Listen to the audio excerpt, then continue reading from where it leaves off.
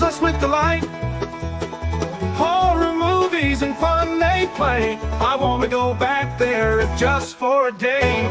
Chat about gory things that they watch. Zombie tales and vampires munch.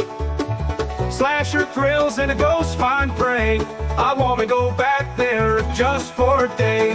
DEADPIT's on and I gotta stay. Back to their voices, let my troubles sway. Where horror roams and creatures play. I want to go back there if just for a day. Creepy fears under full moon's cast. Rewind the scars from a bloody past. Redneck tales in December or May. DEADPIT wants to go back there if just for a day.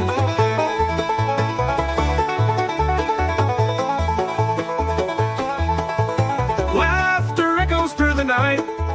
Fear and fun and Appalachian light. Voices curse and the banjos play. I just want to go back there just for a day.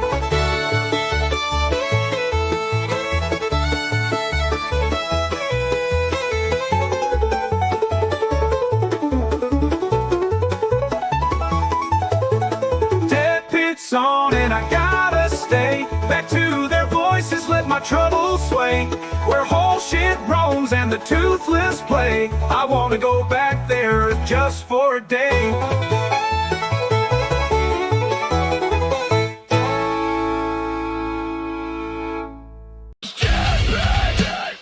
Holy Lord of God. Did you?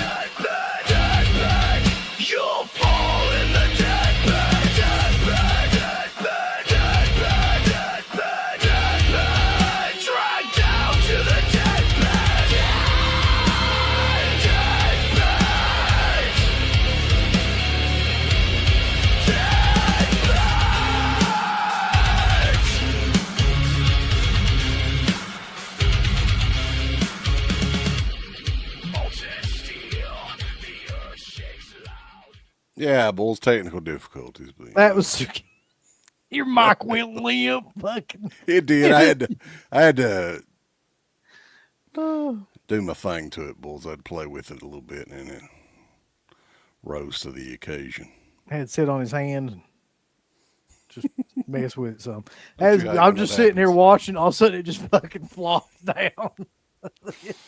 That's awful, Bulls. that That's kinda awful. messes up That's an a little awful thing. But welcome everybody tonight. Another very special show. We haven't done one of these in a while, Uncle Bill. But people just love these. Tears for fears.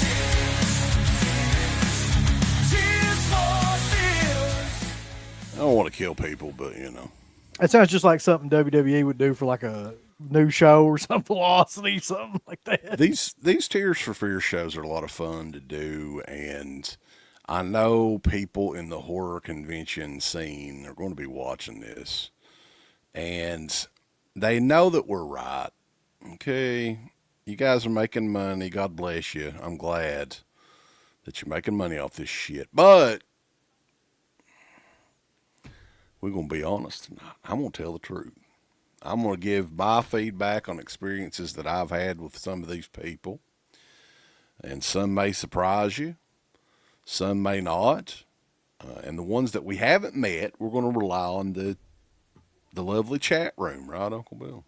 Yeah, so like most of these people we've met, but some of them we haven't. And like if we haven't met them, we'll just throw it to the chat and see where you would place them in overall in these categories, because this is just about our personal opinion, meeting these people over the years, like our experiences with them. So it's going to be a very subjective show other than like the ones we've never met, but there's a lot of people, man. There's a lot of celebs on this list. And there's a lot that we missed out on, but man, we've got 100 people on this list. So give us feedback if you like the show. We may do a part 2. I mean, there's a ton of people that do these horror conventions every year. So if you like this sort of thing, let us know. Also, go back and check out the archives. We've done all kinds of Tears for Fears over the last year or so, since the show's inception. And it's going to be fun, though, tonight to just go back there, if only for a day. Because I'm not doing any more conventions. I've made my mind up. Look, if Garrett That's wants such a weird thing to me to hear you say it, dude. if Garrett wants to come down here for Scarefest, which he kind of was talking about, I'll go with Garrett, and hang out and shit. But that'll be the only way. Like for my own enjoyment, I'm not going to these shows anymore. I don't enjoy them at all. Yeah. I can kind of see why nowadays for sure. But anyway, you want to get into the Yeah, chat? we're gonna bring it. You want to get to the chat real quick, and then we'll get, because we got 100 people to go through here. Yeah, so show notes. We got. I'll just go down the list here real quick. We got Shimon. He's got a very love-hate relationship with the convention scene. I think we all do. Marco Polo. We got Killer Pizza's in here. Matthew Black's in here. Yeah, Vanderhoff. Marco Polo. I don't think I've seen him before. Is that a new character in here? Yeah, so is Tap Dancing Daddy. No, he looks familiar. I've seen that guy somewhere. You seen Tap Dancing Daddy before? Yeah, over by the lake. I think that he was doing a little jig or whatever, and Steve was wrestling him or something. You remember that? Fuck, it's killer. That's the Tap Dancing Daddy, baby. Let's hear some juicy stories. Oh, God damn it. Not 90. Always good to have you in here, as it is Goblins Inc. Chris Hamburg. Yeah, it's good to have him in here. What's going on, Chris? How you doing, brother? The Also, Dirkster. Yeah, Dirk. And you guys did a show with, the Short Night of Glass Dolls. Yeah, it was me and Dirk and Darren, and we reviewed that Giallo from 1971, which is an awesome one. The podcast version of that is exclusive to the Patreon page, and it's up right now if you want to check it out. A matter of Pat. Mick Foley was mean to me. That's killer. Wow, really? I have a hard time believing that. I didn't include Mick Foley on here, but I've had nothing but like great experiences with Mick Foley over the years. So, Carter's here, Matt's here, just all of the Black Peter's here somewhere. Noah's here, Mr. Demand 21's here, Witch Hunter's here, boys. Jonathan, Jackson, Nubbins. Jackson Jack. So there we go. Yeah. So let me bring up our giant. We're gonna stomp on some colostomy bags tonight. Oh God. Bring up our giant tier list here. For old time's sake. What's going on, Dino? Yeah, but we're going to get into this, because we've got 100 people on this list, and it could take a little while, because you know how we like to discuss things. Yeah, so we've got at the very bottom the drizzling shit. I put "Don't Meet Your Heroes" in there. Right. Shit, yeah, kind of worth the money and worth every penny. Every penny, right. So there's actually going to be a lot of worth every pennies, I think, on this. But there's also going to be a lot of drizzling shit. Yep. In between. It's going to be there'll be some of those too, because I've met a lot of people where I was just kind of like, I mean, that it went okay, but I'll never remember that. No. I don't for a lot of them. So let's get it started. Number one on the list is Michael Berryman. Michael Berryman. What a great dude. I met Michael Berryman a couple of times, actually. We interviewed Michael Berryman at the Fright Night Film Fest. I think that interview's still up. Yep. Great guy. Never heard a bad story about Michael Berryman ever. I've got a funny story about Michael Berryman, though. But it's not about meeting him. You remember the story. I think it wasn't his fault. No, but it's killer. It was a random phone call to Michael Berryman late at night or something, right? So a long time ago, like for some reason, an agent or friend or manager or something for a lot of these celebrities started talking to me, and I don't know what the deal was there, but she would talk to me for like hours at a time. And basically I would just sit there and she would talk, and it was just the most uncomfortable experience. And it was one of those deals where she would mainly just talk to Uncle Bill. Like I remember hearing stories about this woman, but I don't know if I ever spoke with her myself. So she said she knew Berryman, and apparently she did, because we were talking about people we want to get on the show, or I was talking about people we want to get on the show to her, and she was like, "Well, I know him. I've got his number. I'll just like call him. We just call him right now." It was Right. probably like it had to be around midnight or something, like 11 or 12 o'clock at night, and she's like, "We'll just call him," and she called him, and What do you think, Uncle Bill, with your expert opinion on it oh now? yeah, there was something really like there, like she was manic, I think. But Right. like she called him, and he was basically just like, she was like, "Hey, this is, I don't know if she called me Uncle Bill or my real name or whatever." She's like, "But he's wanting to get you on the show." And he was like, "Look, get off here right now. This is my own phone number. I don't want to talk about any of this stuff right now. I don't want to have anything to do with this. Just like stop right now." And that was it. I was just like, "Oh God, God." Did you get to say anything to him that night? Not really, other than just like, "Hey, how you doing?" Then he was just like, he was like, "I don't want to do this, not right now," or whatever. Leave me And alone. but so this is not about that though. This is about convention experiences. And every show I've ever met him at where we've talked to him has been great. Yeah, I would say And I don't. he's worth every penny. Michael Berryman is. I think so He's too. top tier. If you ever see him at a convention, go up to him. Very nice guy. Signed some stuff through the mail for us as well years and years ago. So very cool guy and totally worth $30 or $40 or whatever the hell it is. Next up is Norman Jeebus, which I have not ever met and never will. No, I don't have an interest, but people have good experiences, man. I haven't heard anything negative about Norman. And I just think the phenomenon that was The Walking Dead, or that still is, I guess, it blessed him because I can remember a year earlier, he was pretty much a tag along with Sean Clark after hours at these shows and just kind of hanging out with Sean, walking around bullshitting with people or whatever. And then over the span of the next year, year and a half after that show got started and got running real good and his character was in there good, he was the show. He was the His whole. line, He was the yeah. whole fucking show. He's the Rob Van Dam of Walking Dead. Um, So anybody in the chat that's met him, you're gonna have to put him in a category because I have no idea. I've never even been around him. I think one time I saw him running through like a convention with Sean Clark, like he was the Beatles or something, and that's literally the only time I've ever been around him. Well, I think we were kind of around him before the Walking Dead shit because we would always see Sean like after hours and he'd be with Sean.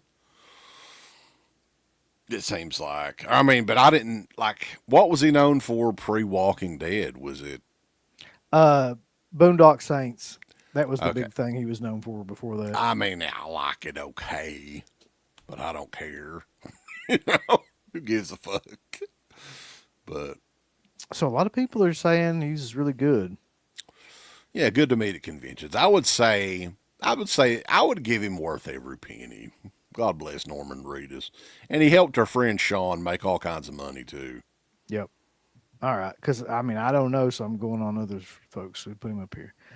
Linnea Quigley is next. We met her many a year ago. I'll tell you right now, I love her. I thought she was great. Like Yep. she was nice. She was really, really humble. She talked to us for a long time. Long time. Although that was Wonderfest. There wasn't too Yeah. many people there. And she was just super like cool. You could tell she was real laid back and like didn't really give a shit about It was appearances. her and James Karen Yeah, from Return it's of the Living Dead crazy. were right side by side. Both of them were amazing.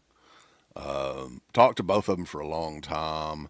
James Karen was one of those guys, dude. God, when he passed away, he had to be what in his late. He was 90s. Yeah, like definitely. He was. I mean, God, that show was really good, except for the whole Rondo thing. Fucking, like the rest of it was really good. Worth every penny. Yeah, I think so too. I don't think you could even argue that really. Like if you ever get a chance to meet her, you totally should. Now This is a great one. This is a great one. Zach Galligan is next. and he does all kinds of these shows. And I've heard all kinds of bad experiences of people with Zach Galligan, and I don't know if did I can't remember if we ever talked to him at a show, but I mean we had him on the show back in the day. Here's how bad this is, man. I think I've met him, but I do not remember anything about it. So it must have been one of the. If I did, it was one of those things where it was just like I just walked up to him. He probably didn't say anything and signs it. But like Waxwork is one of my favorite movies, so I feel like I have, but I don't remember anything about it. I don't think I do know that he was at that last Fright Night Film Fest that they did. He was there. And I think Phantasmat, if he's in the chat, he had a weird experience with him too. But Crater had a bad experience with him. Yeah, something about pizza or whatever. There's something about when these fuckers go to these conventions, they just want to sit there and eat and ignore people. Because it's always Domino's pizza too. Have you noticed that? Always. Or a plate of lunch meat. Yeah.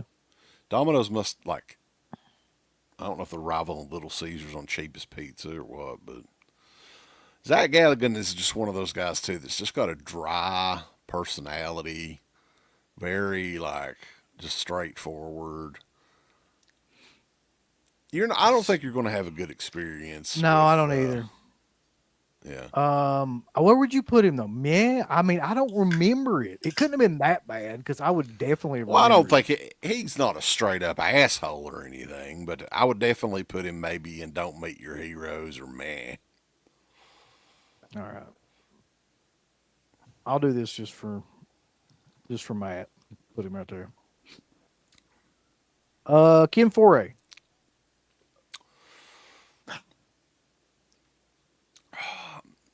I mean, he's fine, but there's nothing super memorable that's going to happen. Like, he's all about the fucking money, man.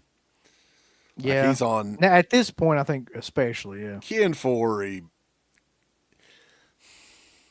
I would say meh.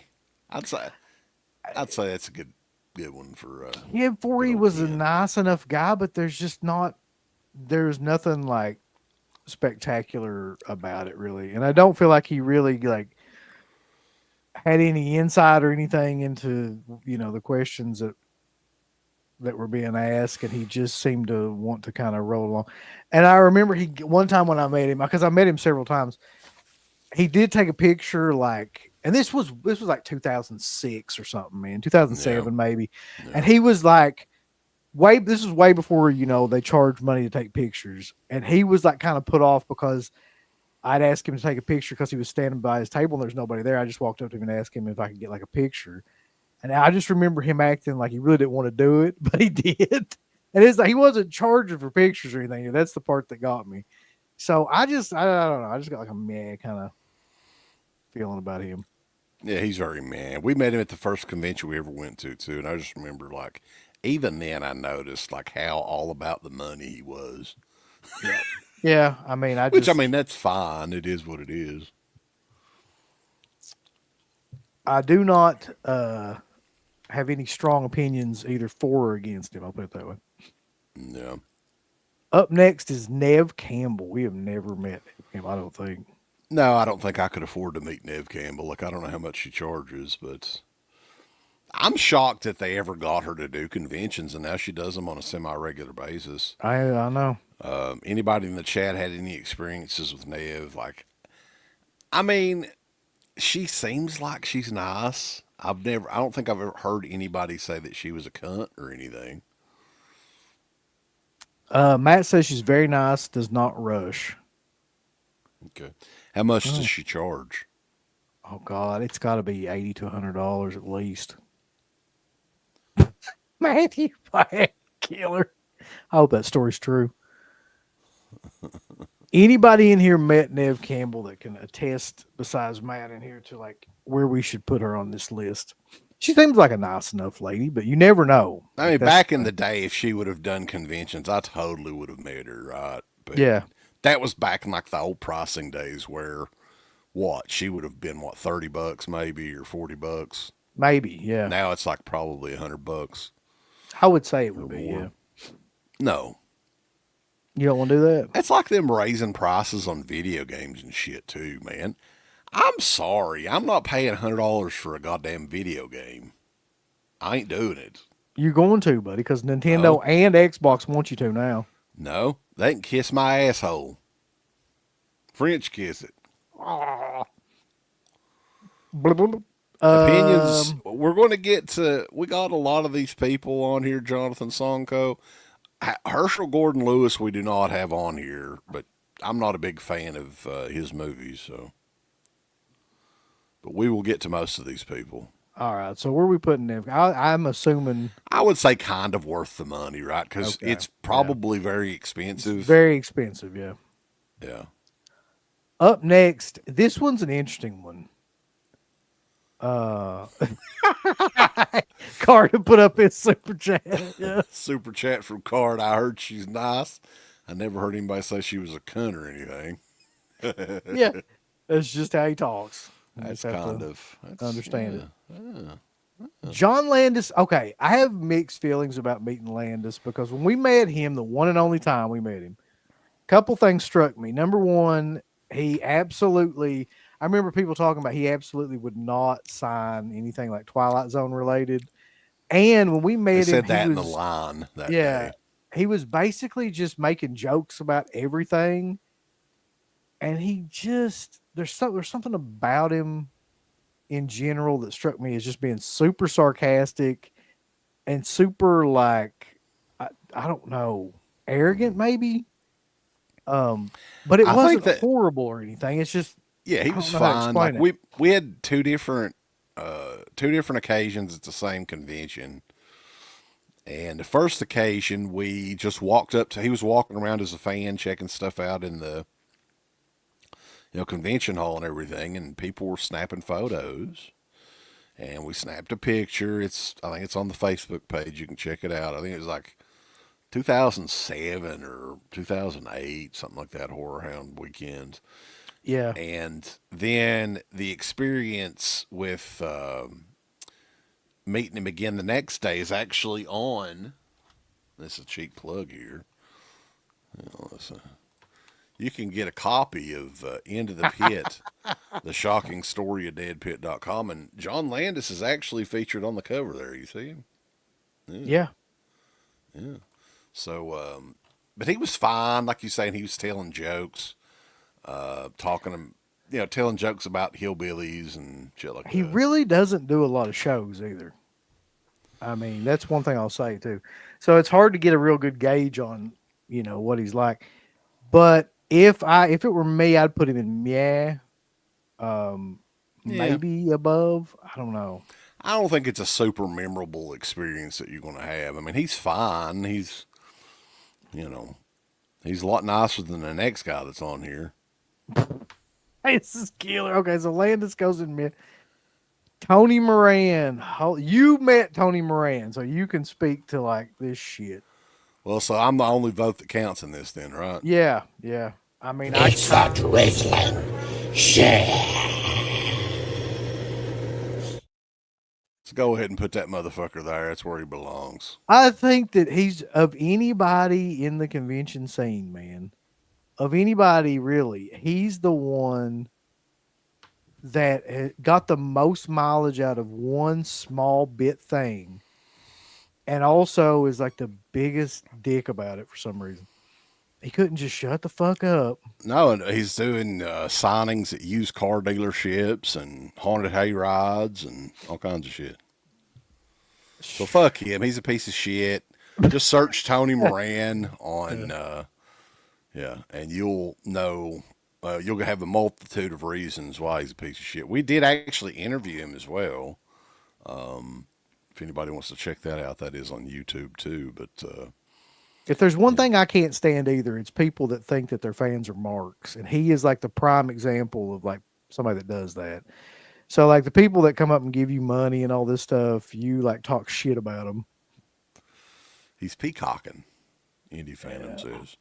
Yeah. All right, who else we got? We got up next is You know what this tier thing's going to look like when we get almost done. It's with going to it. be crazy. You're not gonna I can't even tell what the fuck it is because you can't see the. It's the It's lady, the ladies of the Evil Dead. Ladies of the Evil Dead with Ellen Sandweiss's face Covered up. because that's what they had a falling out. The ladies did, and Ellen is my favorite, so I would have no interest in meeting the other two, to be honest with you. What is the deal with that, man? Do you I know? don't know. I have no idea. Because I'd heard about that months ago, but like I was like, what?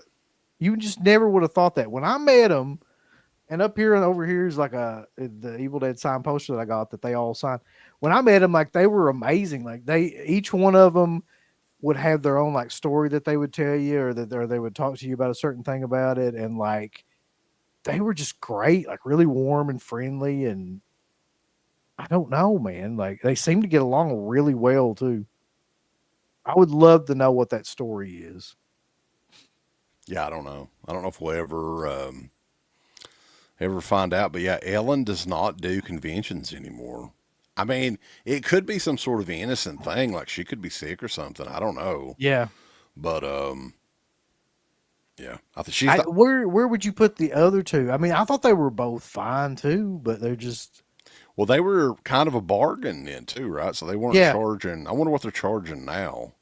Because back then they would charge like what for all of them, like $25 or something. I think it like was that. 30. 30. I think it was $10 a piece, $30 for all of them. Yeah, it was something crazy like that. Yeah. Now it's probably like $180 or something. I would put them at either like kind of worth the money or worth every penny because I really do think that like they were. I don't know now though, like 2 of them out of 3. Mm-hmm. But what do you think? I would say kind of worth the money. Okay. Because, well, the big reason is Ellen's no longer with him. So That's she was true. kind of one of the more featured ladies of the Evil Dead. Eddie. Rambo said that he had, yeah. So, evidently Ellen was on Ash versus the Evil Dead, and that may have had something to do with it. Put more autographs from Ellen, and that's when Teresa's mood kind of so. Well, I mean, she's the most popular one, or she's the most notable and recognizable one for sure. Yeah, because she's. Sorry. I mean, up until last time I saw her, she still looked pretty much the same. And time wasn't as kind to those other ladies. Sorry. Eddie Furlong, though, I'm curious. Time ain't been kind to him either. God, money. What's everybody's opinions of Eduardo? I've never met him, and I don't think I have any need to really. No, I don't care enough to.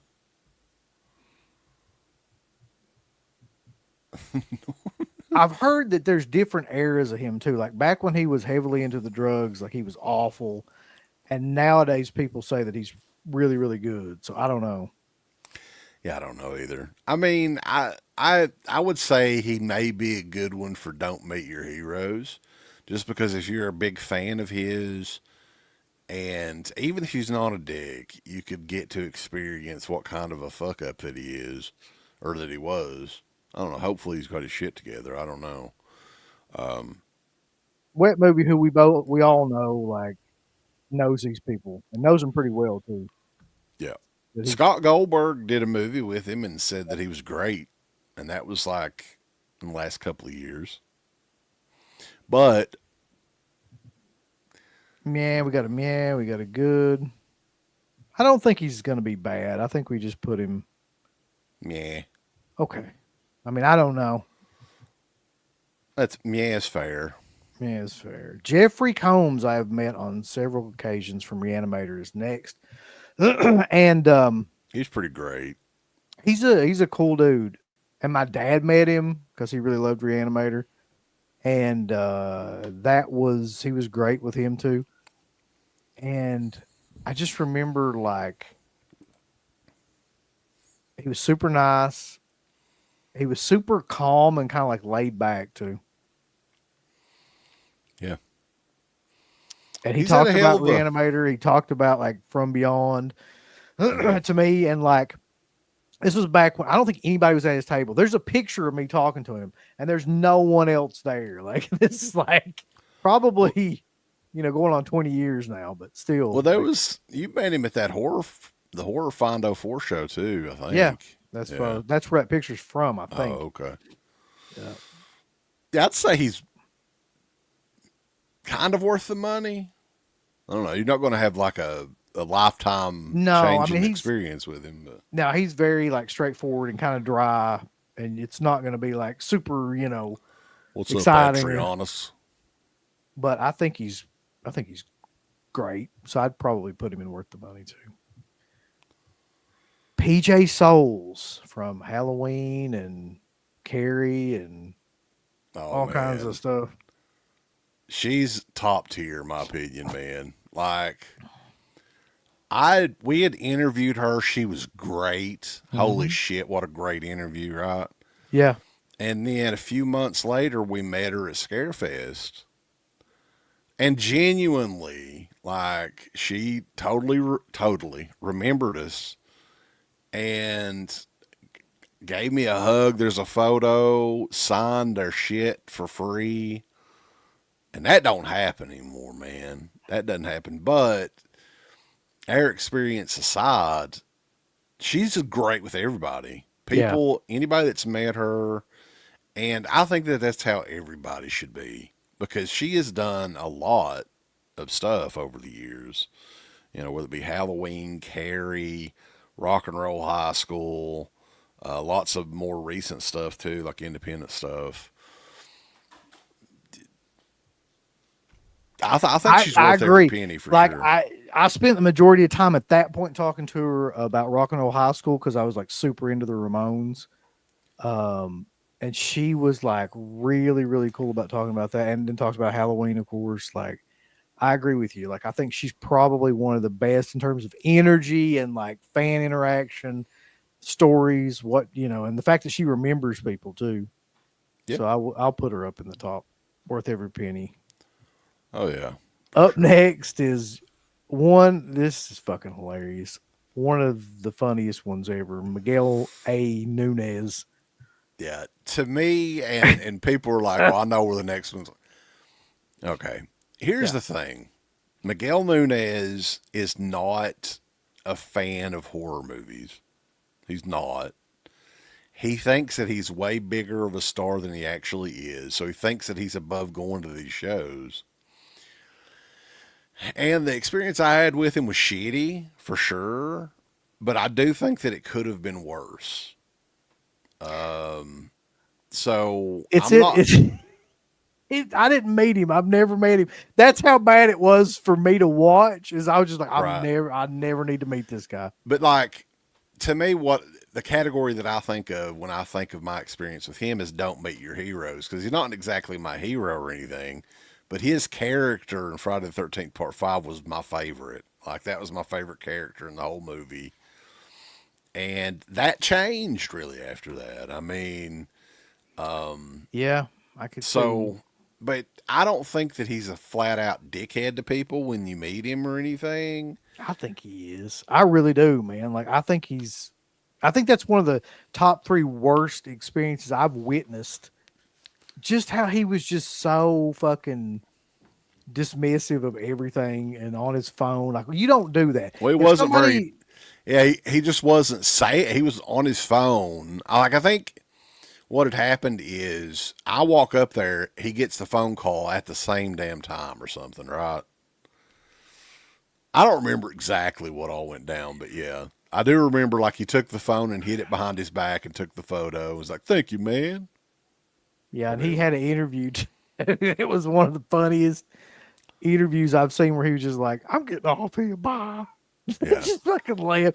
No, man, I put him in the drizzling shits. Like, I would if it were me, but I've never met him, technically. Oh, you were there with me. I mean, I don't really care either way, but I honestly think that my experience is probably one of the worst experiences you could have with him, but I don't think he's like that with everybody. Although he was worse actually with Pizzal, and I don't know if Pizzal paid him anything for the interview or not. But if he did, I would have asked for my money back. Yeah, fuck it. I'm putting him at the bottom. I've never really seen anybody act that shitty. Well, Okay. that's not true. We're getting Oh, to there's that. some more. Yeah, Definitely. Barbara Steele, man, notoriously standoffish at conventions. I I've was looking high and low for one of those photos with her in the sunglasses. sunglasses, wear sunglasses at shows. Literally, when we were at a show with her, she was like this with her sunglasses on, just like Yeah. the most unapproachable looking human being ever. I don't know what people's experiences have been like meeting her, but dude, she just seems like she would fucking rather. I think Dirk met her. Is Dirk still in here? And she was flirting with Dirk, according to what he was telling me at the Texas Frightmare show. So, Well, but I mean, at the same time, she's probably what, 80 some years old. She really probably doesn't have any business doing these shows. She's an old mama.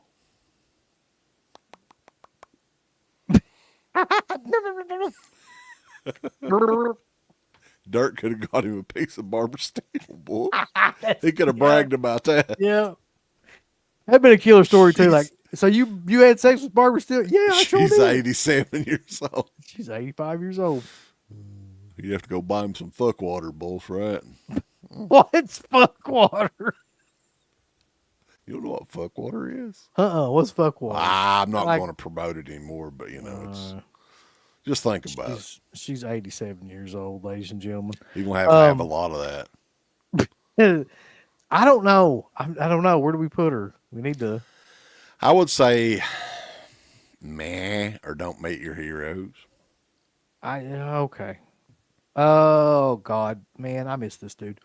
Gunnar Hansen. I met this guy multiple different times, and we interviewed him in an interview that we'll never see again. Apparently, that doesn't exist anymore. I've been threatened by multiple occasions that I was going to get a copy of it, but I never have. So, we did interview Gunnar Hansen, though. A lot of people don't realize that, and we've never seen it, but we did do it.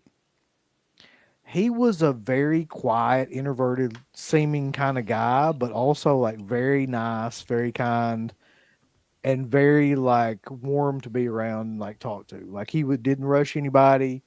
He would talk to you for however long, talked about Texas Chainsaw for a long time. And when we interviewed him, he probably didn't want to. I mean, how much? No. Yeah. But I mean, when we interviewed him, gracious, like, I wish we had that interview, man. Like, I really do. It's a video interview too. We'll never probably get it, and it was good. Yeah. So yeah, he's worth every penny for sure. At the very first convention, this is the first convention we ever set up as DEADPIT at. It was a vendor or whatever, and it was a small one. But yeah, very cool meeting him, and he was always extremely nice to everybody. Another one. I don't know, Matt. Like, it just the person that did it lost it. I'll just say that, and that's all we know. Or I mean, I'm supposedly guessing lost. it's lost. Either that, or it's just too hard for them to look for to track down. We're talking about. This was done in 2006 is when this interview was done. So at this point, nearly 20 years later, the odds of us getting that are very, very, very slim at this point. So, I mean, just to briefly go into it, because a bunch of people are asking, we were at this show. It was when DEADPIT was first kind of breaking in, became kind of popular at that point. Guy that was doing the show wanted us to do video interviews with like a backdrop and everything of the show. And we did a bunch of them. And for some reason, that particular interview we never got it. We never saw it. We never got to use it. It just kind of is gone. We did some more interviews on that. Yeah, we did several. We did Grandpa. I think we had him, but we did later do another interview with him, John Dugan. Yeah. Who else? I don't even remember. Oh, we've got a hold of the guy, Jackson. It's just that I don't know if that exists anymore or if he can find it. Anyway. Up next is Adrian King, which is probably one of the best convention experiences She's I've worth ever every had. fucking penny. Yeah. Adrian King from Friday the 13th. what can you say about her, man? She's like one of the genuinely nicest people you will Dude. ever meet. Here's the truth too. Like, was it the first Scarefest show? Yeah. And this was shortly after we interviewed her. Probably it was 6 months later, or might have been a year later, or whatever else, right? And she was one of those people that, because there wasn't a whole lot of people doing what we do back then. Right. She totally came up to us, knew who we were and everything. And at that point in time, she still looked so much like she did in the movie. And then, I don't know if she, I distinctly remember getting a hug and a kiss on the cheek from her. And I was like, holy shit, this is pretty cool. Right? Well, back at that time, it was very unusual for them to have an outlet to be able to like get any kind of press or advertising or things for shows and things like that, or really just anything in general. Like it was a very niche thing. So Yeah. the fact that we were doing that and we were one of the only ones really focusing on people like that, I think that she recognized that and she was like super, super kind. But I've also seen her be super kind to everybody. So I can't really say it had anything to do with us. Yeah, still is. Does a lot of stuff for the fans. Great person, man. Really great. Like, never heard an issue, anybody have an issue with her. And I've met her multiple times. Got stuff signed multiple times. I don't think she ever charged either. She No. probably would now, but, so much time has passed. But, yeah, very cool. And highly recommend anybody, if you see her at a convention, get it. Get her. Yeah. Get her to sign you shit. Who the hell is this? I can't see who this is. The next one. Adam Green.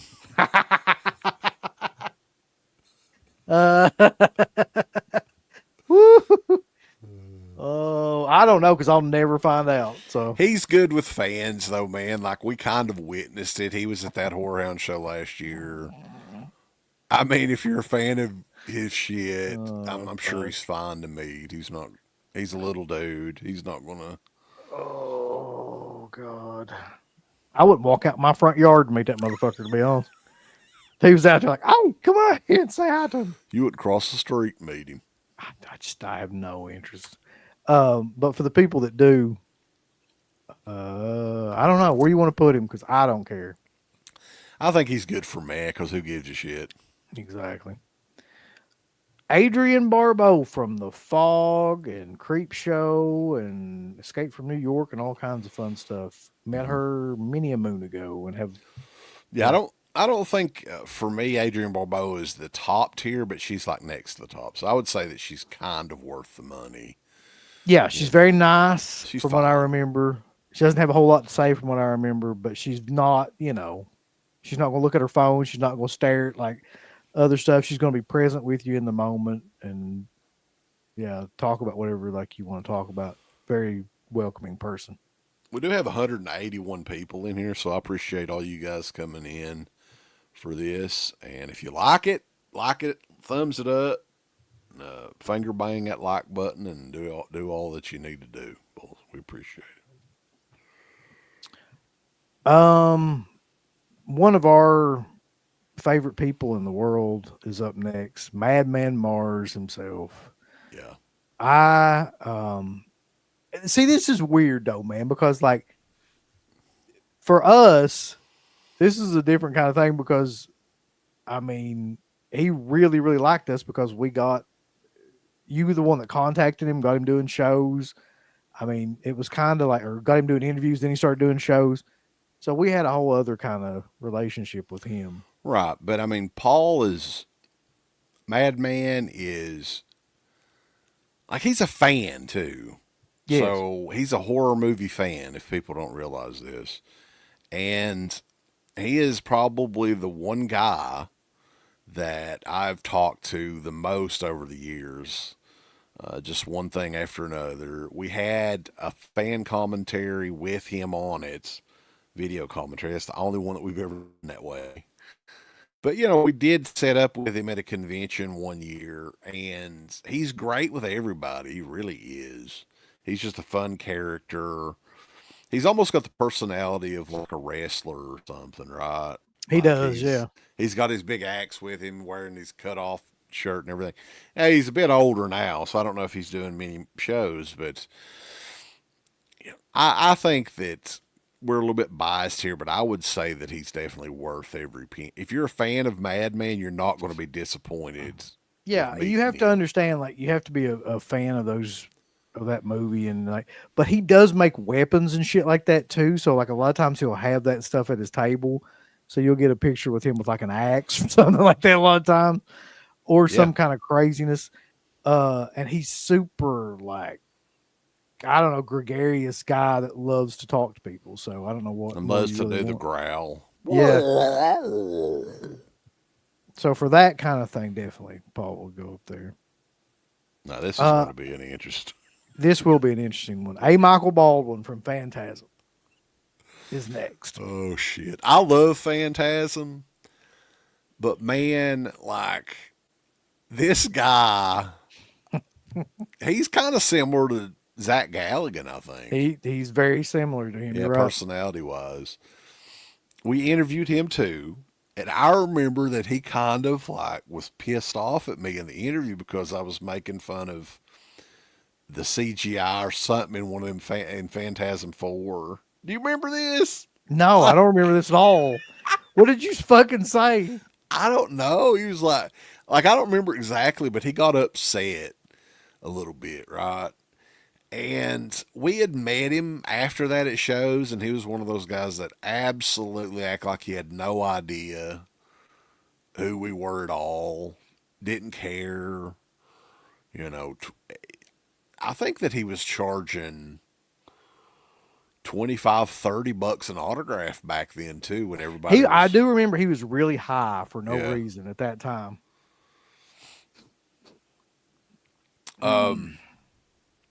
I would put him with Zach Galligan. I would too. I don't think he's very good. He's not personable, not at least when we met him. He's not. I don't know how to explain it, but he acts like he would rather be anywhere than there. Right. Yeah, and I'd met him a few times. Like, I think I got Garrett's poster signed a while back, and met him at that Scarefest show again, and he was kind of cutting up with the other guys a little bit, and he wasn't as bad, but he's got a weird personality. I think overall you're probably not going to have just a great, memorable time spending $40 or $50 or whatever it is now. No. So Bruce is up next. I've never met Bruce. I met Bruce Campbell in 2005 at the where the hell was it? Was it Horrifying? It might have been Horrifying. It's either Horrifying or that Nashville show. I can't remember which it was now. It's been too long. Mm-hmm. But I waited in line for literally 3 or 4 hours. Oh, no. And I can tell you, here's the thing to me about Bruce Campbell. If you don't like his like smarmy shtick, the way that if you watch any interview with him or any like Q&A with him now, and that's how he is when you get shit signed by him. So there's one or two types of people, right? You're either going to love that or you're not going to like really understand it or get it or kind of be offended by it. Cause he's going to like probably make fun of the situation and you, and like, just, everything in a very kind of like smarmy, sarcastic kind of way. He's playing a character. He's playing the Ash character basically, from the later films and then from the series. So I don't know. It struck me like I kind of enjoyed it, but it was a very brief encounter because he had so many people there, and like it was just very much like, say one thing to him, he says something back, signs a BZ, like he does a signature. Yeah, Zorro. That's what it says. Yeah. His signature says, and like that's it. So it depends on what convention too, because like at that convention there was like 1,000 people there to try to meet him. Right. So kind of worth the money to me. Sure. Let's do it. I mean, but let me tell you something. If you like don't like that, you're gonna fucking hate him. Oh All my right, God. we're gonna have to Chris go Sarandon. through these, man. We're Well, I already told about you. an hour. You were the one that were like, I told you it was going to take forever. Chris Sarandon. I've heard nothing but bad things about people meeting Chris Sarandon. Me too. I would say don't meet your heroes. I actually met him. One of those shows we were at.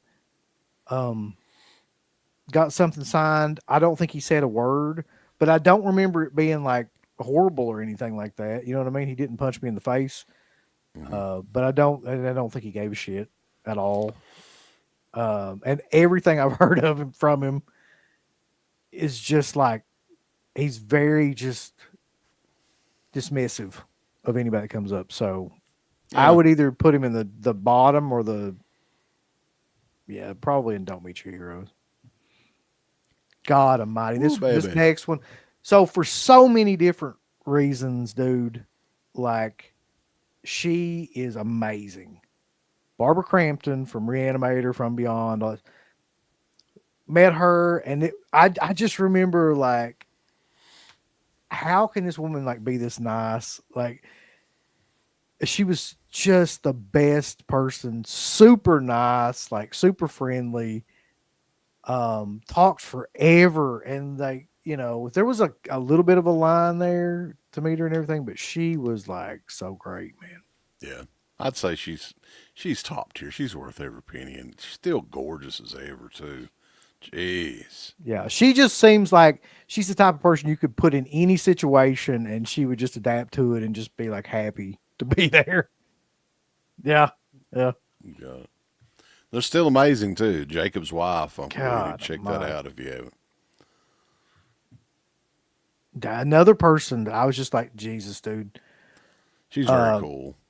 Yeah, Dee Wallace from The Howling and E.T. She is like, you know how everybody says she's like the mom, the archetype, you know, the mom that you always wanted to have. But like when you meet her, she's very funny and very dirty and like curses. Dirty-minded and cusses, yeah. She's like the cool aunt. She is. She's very much like that. Yeah. She's everything you want that to be too. When you meet her, it's like, God, she's so cool. I felt so sorry for her too, though, that she was in that fucking Jeepers Creepers Reborn movie. I know. Jeez. Like, she's way too good for that shit. But, yeah, I would say she's worth every penny for sure. Yeah. If you have a chance, 100%. Legend, too. Legend. It's just Phil Fondacaro. Phil Fondacaro, boys. Yeah. I've never met this dude. I don't know. The little people have bad reputations for being little assholes. I know Warwick Davis does. I don't know if we've got him on here or not, but he's on here, yeah. Filthy Phil is. I haven't heard too many people. Filthy Phil Fondacaro be killing. Is he still alive? Yeah, he's still alive. Oh God, okay. I have no I've idea. never met him, so anybody in the chat though, if you want to, what's going on, Vinny? Jeepers Creepers Reborn is trash, boys. Matthew Black says that he'd fight Warwick Davis. What? Why? You gonna let Warwick Davis have his hover around? The only experience I ever have with Warwick Davis is at that show where I met Sam Raimi. Was him going on a fucking hoverboard. He just like going by. It's just the most surreal thing ever. So Carter, have you met him? Have you met Phil Fondacaro? Because Carter says he's the drizzling shits. Justin Smith's. He got mad because a fan thought he was Kramer's midget friend on Seinfeld. Oh. Okay. Well. Don't meet your heroes. I don't know if he's anybody's hero though. Yeah, if Phil Fondacaro's your hero, man, you need to bring your expectations up a little bit for a hero. I put him in man because I don't know. Man's a good spot for him. And Charles Band, does he do many shows? No, not that I know of. He does some though. I've never met him. I have no desire to meet him. We've interviewed him. Yeah, that's why I don't have any desire to fucking meet him.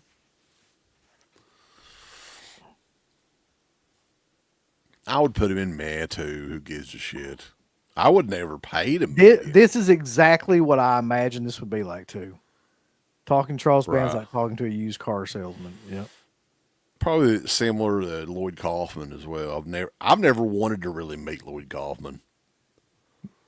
I unfortunately tried to meet him and did meet him.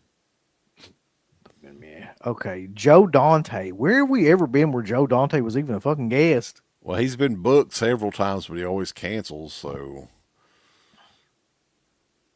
anybody actually met Joe Dante? We did an interview with Joe Dante as well back in the day, and that was another very underwhelming one. He cut it off early. He's like, "I have a lunch appointment." Doodly doo. Do you? Well, go eat you a chicken salad sandwich and shut the fuck up. Yeah, go eat some fucking egg salad from my ass crack, buddy. I don't know, man. Anybody met Joe Dante? I have no idea. I would say don't meet your heroes. Joe Dante directed Gremlins. For people that don't know who Piranha. he is, he directed the Burbs. Lots of movies. Matinee, wasn't that his?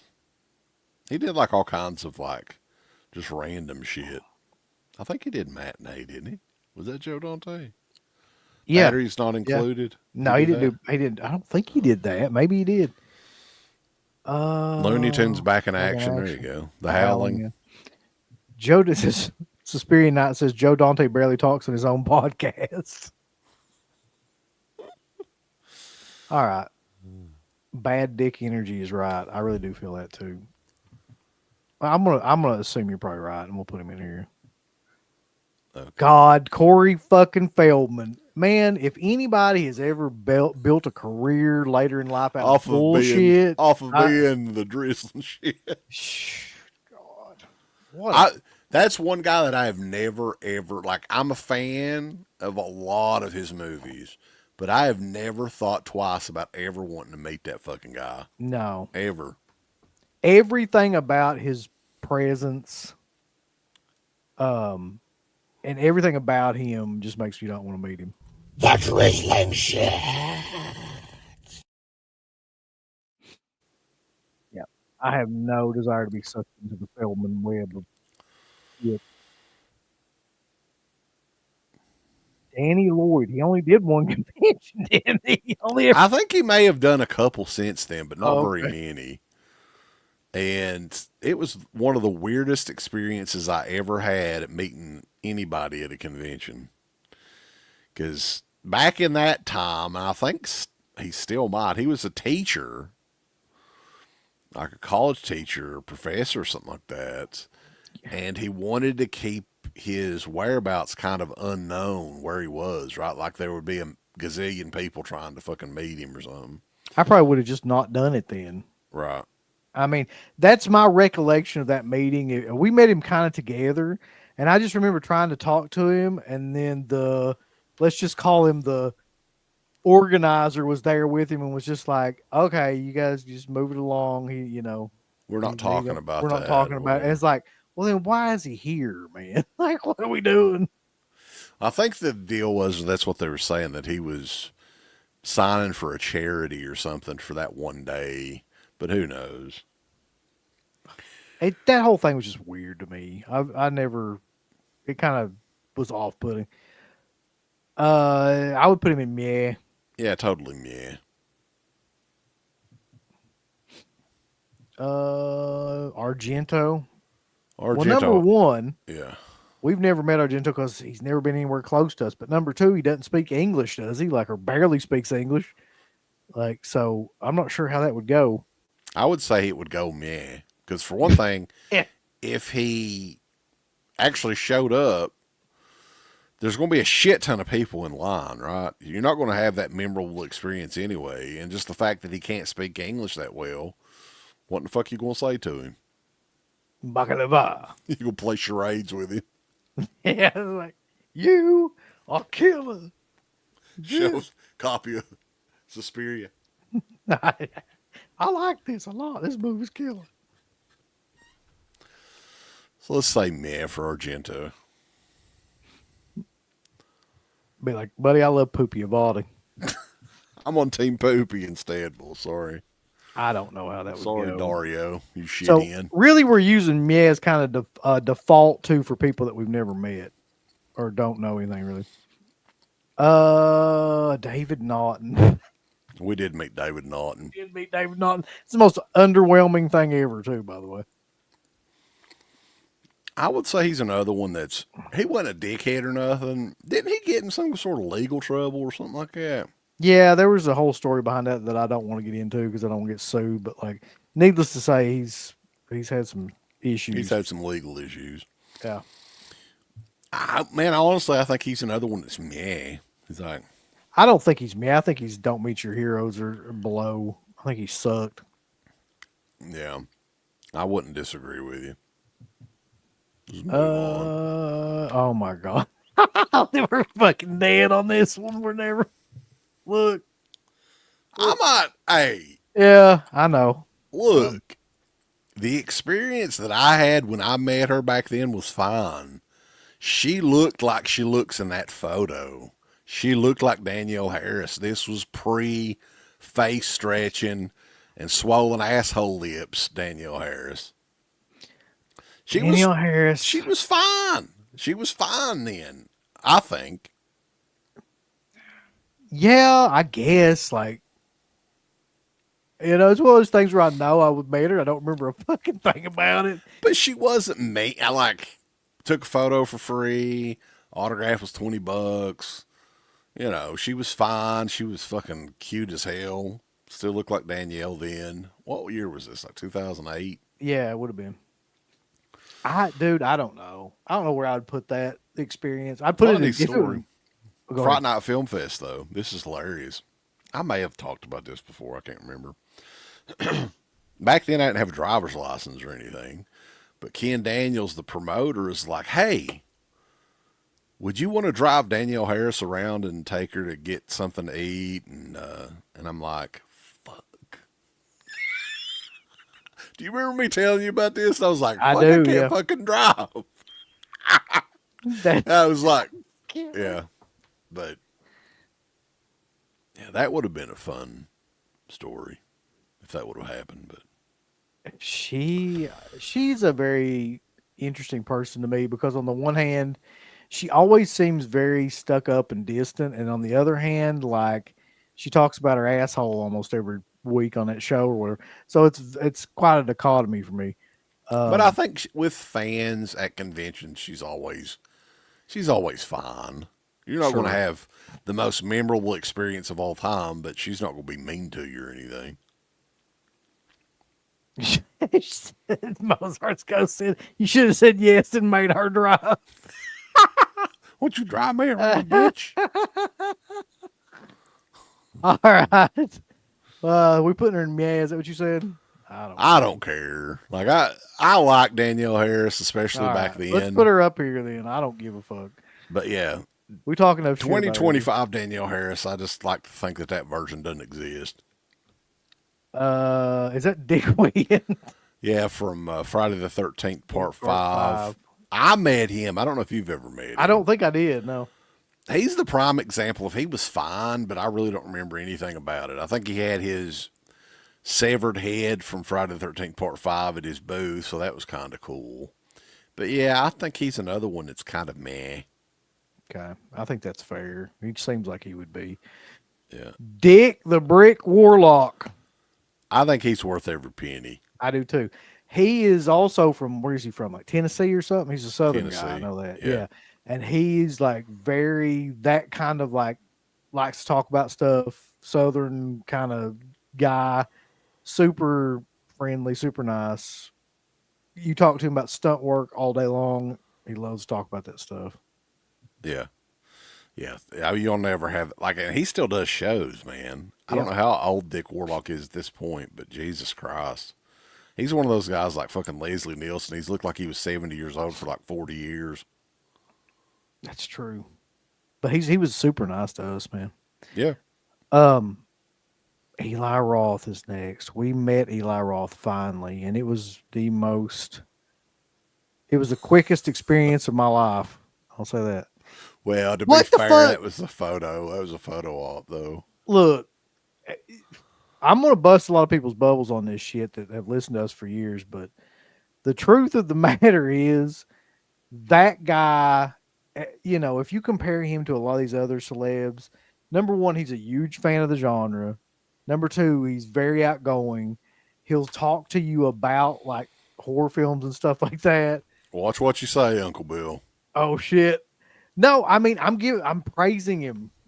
I feel like I think that he gets it. He understands that's the what I think convention yeah. scene. And he's fine. I mean, goddamn. Like, he's a shitty fucking filmmaker.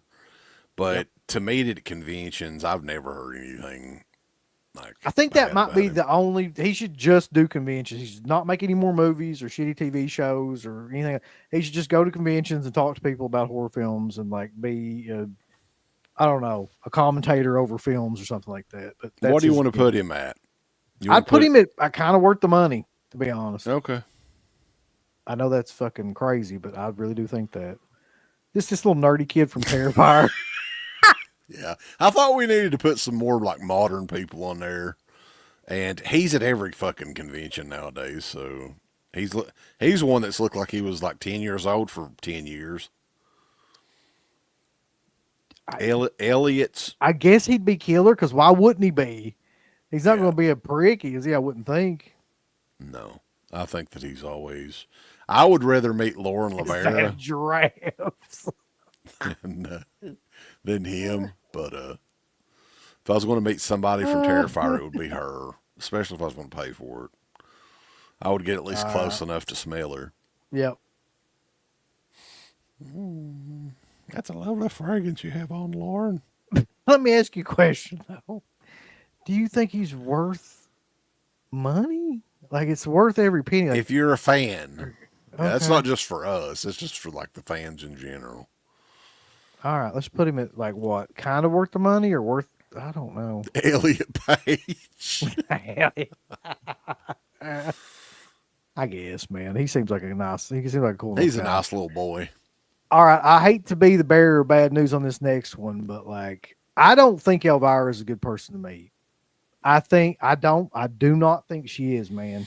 Like, and it's fine if people are on here and have met her and had a good experience. My experience with her was very cold, distant, quick, and just like, it's like getting a. There was no line for her though. When I met her, there was no line. It's like getting a hand job from a $2 hooker. It's like it's there, and I guess it's it does the job, but it's not anything you want to keep doing. It was like they kind of, even though there wasn't a line, it was pretty much straightforward. She's not standing up, right? I remember that when you got a photo I hate with her. That shit, and she almost would not everybody move. does that too. She would sit down, like, okay, you're gonna have to kneel down beside her. Look, I'm gonna tell you something about pictures at conventions too. They always look fake as hell, but they really, really look ridiculous when you have to hunch down and like fucking somebody sitting down and like you're gonna fall fucking forward. To be fair, at least for her, she was in costume, and maybe she was afraid her titties would flop out if she moved too much.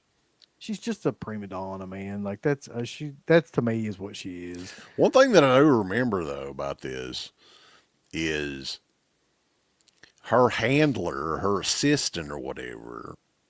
We were both kind of suspect, right? Back We then. knew right then. There was something going on with those two, right? And then sure enough, that was her wife, or what would become her wife. Right. Which is perfectly fine. There's nothing wrong with that at all, Elvira. We both like the same thing. Fucking shit. But all right. So I'm gonna put her in Don't Meet Your Heroes. I wouldn't disagree with that. I don't think she's good at all. Oh God. Sam Reader, boys. Stephen Jeffries from Fright Night. Shit. That's another one. I met him. I know I did. I don't remember a fucking thing about it. Yeah, he's I think he's got meh written all over his face. Yep. All right. It's all over his face like something else was back in the Sam Reader days. So. Did you like that? I can't I can't transition out of that. Oh, this Ashley Lawrence is top she tier. she's the queen of like that whole. Her and Adrian King and Barbara Crampton are all kind of in the same. She's super nice, bubbly, extroverted. Super fucking hot too. Like Jesus Christ. You can't. I don't think you could ask for a better experience. 2004 horror find show that we went to. How old would she have been then? I need to look that up. Man. Holy shit! Like she was so gorgeous. Like it was. I was like, you can look at the photo. It's online. It's My face was bright red. I was like, holy shit. And it wasn't really for the fact that I don't think who she was. She was just such a gorgeous fucking lady. Let me see. I think she was very young during the making of Hellraiser. So I think she was probably in her early 30s at that point, maybe. So she was born in 66. So she would have been what, 36, 37? Something like that, yeah. I just think that, she's top tier. I'll put her in the top. If you ever get a chance to meet her, like she's great too. Personality wise, she's great. Galen Ross, man, that's a good pick. That's a deep cut, aka Alexis Dubin.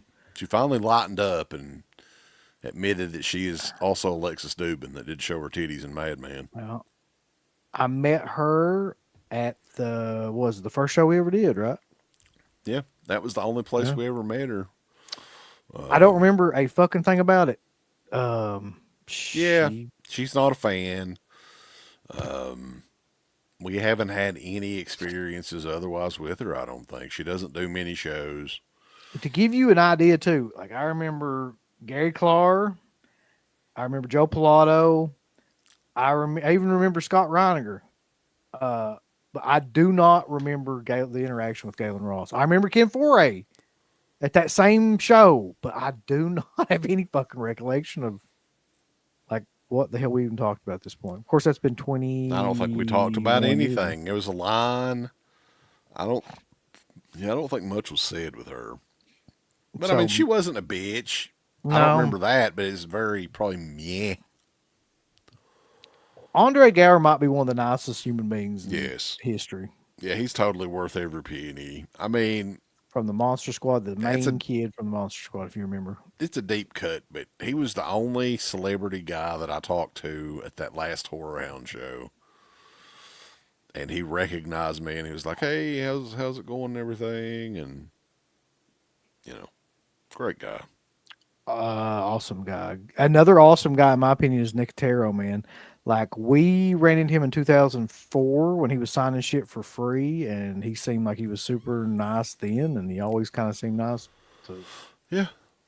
And any other time we come across him. He's fine. He's got a restaurant in downtown Lexington that he co-owns with Norman Reedus. It's called Nick and Norman's, I think. Yeah. So I think that he's like a genuinely nice guy that doesn't have to be nice. Like, he's a millionaire. He's because of The Walking Dead. He's a fan. He goes to these because he wants to. Yeah.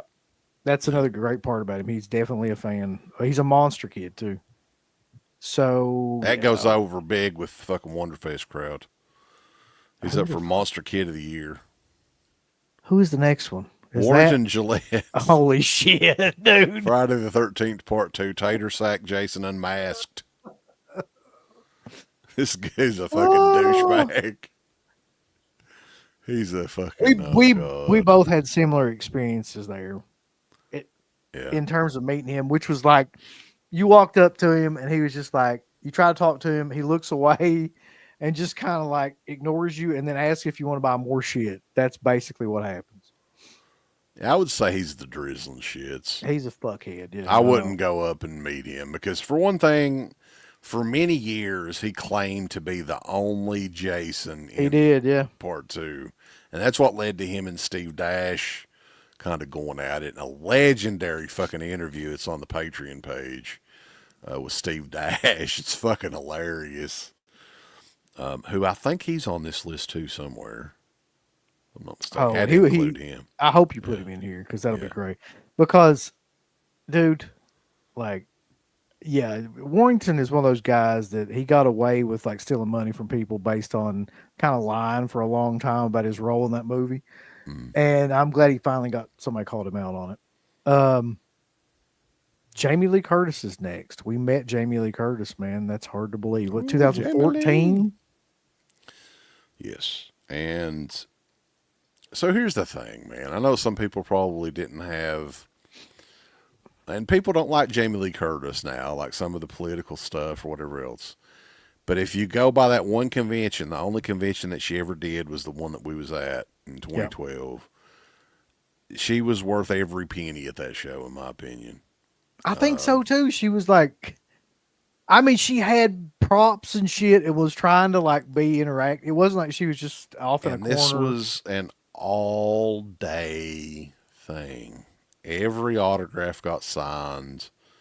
She was up 2 o'clock in the morning, 3 o'clock in the morning. She's a legit movie star. She didn't need to do that shit. And she didn't do it for her own personal gain. It was another, children's hospital sort of thing or something like that. And she was fine when we met her. Like I know some people may have met her later or whatever else, but Jesus Christ, thinking about that weekend and all the work that she put into that weekend. And she was like to Sean, we've heard these stories with Sean Clark. This is the show I'm doing. This is it. You guys come and I'll autograph your stuff. And this is a one-time thing. And here we are 13 years after the fact, and she has never done another show. Nope. When we met her, that picture is still one of my favorite things that we have, man, because we decided before we did the picture, like we were going to go in there with like a specific pose and just do it because it was kind of like the DEADPIT pose at the time when you met people. And her reaction was like, what the fuck? And I remember her like, what's afterwards, going on here? I remember her being like, is this like a college fraternity prank or something that you guys had to do? And we were like, no, we're just kind of stupid. We're just being dumb hillbillies from Eastern Kentucky. And she was really cool about the whole thing. We met her later on to get her to sign stuff. She was cool then. She donated all of it to charity, I'm pretty sure. She didn't take anything. What do you put her at? She'll probably never do another show now for sure. I would say she's worth every penny because now it's like, what? She's won an Academy Award at this point. She's never doing another show. It's never happening. Holy shit. This next one's funny to me, man. I bet he's better now. Joe Bob Briggs. Look, so I don't know what was going on in Joe Bob's life. He had trouble back then. At the time when we met him. When did we meet him? Do you remember the year? That was at that first tour, or the Fright Night show. Would have been really 2006. Okay, so things probably weren't going. With Heidi Martinuzzi was with him then. Yeah, so things were not going well for him. Yeah. He didn't have any kind of like show. I'm betting he'd be a lot better now. But when I met that guy, he couldn't talk. Now, I'm not saying like he wouldn't talk. I'm saying he could not form a sentence. There was something wrong with him. Like, I don't know if it was something going on medically. He was higher than a cot. If he was like, but he was like stuttering, stumbling over his words. Do you remember him counting out his money like a little kid? When I gave him the money, like he owed me change and he was trying to count it and it was like he could not figure out like how to count money. It went on forever and I was just standing there kind of like, what is going on? I remember too, he was a tall guy too, and I didn't realize he's like how tall he was. 6'5" or 6'6", yeah. So he was a really tall guy. And this was during like a really down period for him too, because it'd been many years since he'd been on any sort of television. And the Shudder thing didn't start until probably a good 10 years later or whatever. Yeah. But yeah, he was fucked up on pills or something, cocaine or something. I couldn't speculate on what was going on, but like something was going on. Like, yeah, because I think now he's not that way. No, doesn't seem that. So no, but okay. So if I'm going on my experience, he would go in the "Don't Meet Your Heroes" category. Yeah, that's what we have to go by our experience. But now he could be fine. I don't know. Yeah. Joe Pilato is next from Day of the Dead. He was insanely great. The thing I remember most about Pilato was that it, and they don't do this anymore really, is that he was screaming lines from Day of the Dead to Gary Clark and Lori Cardell, and she would like scream them back, and they would go back and forth with each other with lines from the movie. And he was also just super cool too, like just a genuinely cool kind of acting guy, and talked about like, you know, everything to do with the movie. Quoted lines, did whatever. Just he a great and Clark experience. would go back and forth quoting lines. And this was like, when we saw him at that show, this was like the first big convention that they did, I think, with the cast. I think Lori Cardell was there, and yeah, there was a bunch there. Romero. So I would say he's top tier. R.I.P. Joe Pilato. Yeah. Great guy. I can't wait to get this next one. Look, every story you've heard. Hey, you like that picture too? I think it's a good fucking. It's a good to me, in my opinion, every story you've heard about this John Carpenter, about meeting John Carpenter, is true. That is the grumpiest acting motherfucker to meet that I have ever come in contact with. I don't know what the deal is. I don't know why he's so angry or acts so angry, but my experience, I think it's just his him, personality, man. I think it's just how he is. My experience with him was just very like, try to talk to him and he just was not having any of it. He did not care. He was not trying to talk. He was just acted angry and wanted to like hurry. Well, you got to remember now you're going to be spending major money on Carpenter. So this is like, when we met him, it was like, what was it, $30 maybe or something like that. Now it's at least probably triple that. It's probably close to $100 to meet Carpenter now whenever he does a show. Totally not worth the money, man. Like, I love Carpenter and everything, and some of the stuff that he says cracks me the fuck up. But as a fan going up to him and expecting like a great experience, it's just not going to happen. You can't listen. I'm going to tell you some. I'll give you some advice about him. Do not try to talk about his movies with him. You're wasting your time. Talk about anything else. Yeah. Talk about anything else. Like, doesn't matter. Just anything. I would say don't meet your heroes. This is a good spot. He's not a total like fucking. He's looking at you. He kind of is. He's kind of a fucking giant douche, man. But yeah, I don't think he's the worst, but he's like next to the worst. Yeah, he'd be like really high on this list of don't make your heroes to me. Kane Hodder is next for Jason from a lot of the Friday the 13th movies. You got to keep in mind he charges $80 now, so that has to be part of it. That's true, but like to me, every time I've ever met that guy, he's been cool, and he doesn't need to be. And he's met 80 million people, probably literally hundreds of thousands of people at this point. And he's done like every scare fest since the beginning, pretty much. He's great. He put me in a triangle choke. He acted like he was going to stab me with a machete. Like, what bad shit are you going to say about him? And That's some of that in stuff, this movie. Yeah. Yeah, you can actually see in Into the Pit. If you want a copy of it, we have signed copies available. This signed copy is available. IntoThePitTheMovie.com. Kane Hodder is in the documentary. So, what do you say? Kind of worth the money? It is $80. No, he's worth every penny. Okay. To me. I wouldn't pay $80. I mean, I don't know how he is now, but because you got to keep in mind, oh shit, we're getting to the point where that's going to jack the list up a little bit. That'll be okay. I don't know where he is now in terms of meeting people, but back then when we met him and when we really kind of got to know him, he was great, man. Yeah. I don't think you could ask for a better guy. Somebody that's that well known for that He's kind great. of thing. Yeah, I ain't going to bullshit. He was, if you're a fan, you remember how excited Doodle and company was to meet Kane Hodder? Yeah. Come on, Doodle! He's always got 4,000. So that tells you something, right? Because every Scarefest show, and he's been to all 17 of them, he always has 100 people like waiting to see him. So I don't know. He's got to be doing something right. Who the hell is that? Is that Clive Barker now? Yeah, that's Clive Barker now. Well, I can tell you my experience trying to meet him wasn't great, but that really didn't have a whole lot to do with him. Doodle So is like 18 now, Uncle Bill. That's true. Um, Come on, Doodle. Dude. Okay, fucking. we had a chance to meet Clive Barker though. Like Clive Barker has been dying for like fucking 15 years. I'm not even joking about that. People, Well, that's what people have been saying. Yeah. because like Horror Hound, what was it in 2010? He was there, and people were waiting in line forever. And I was like, "Fuck it, I don't give a shit." I mean, I probably would have back then if the line wasn't that bad, but Right. I've never heard anybody just outright say, "Oh, Clive Barker was like, it was an amazing experience meeting him."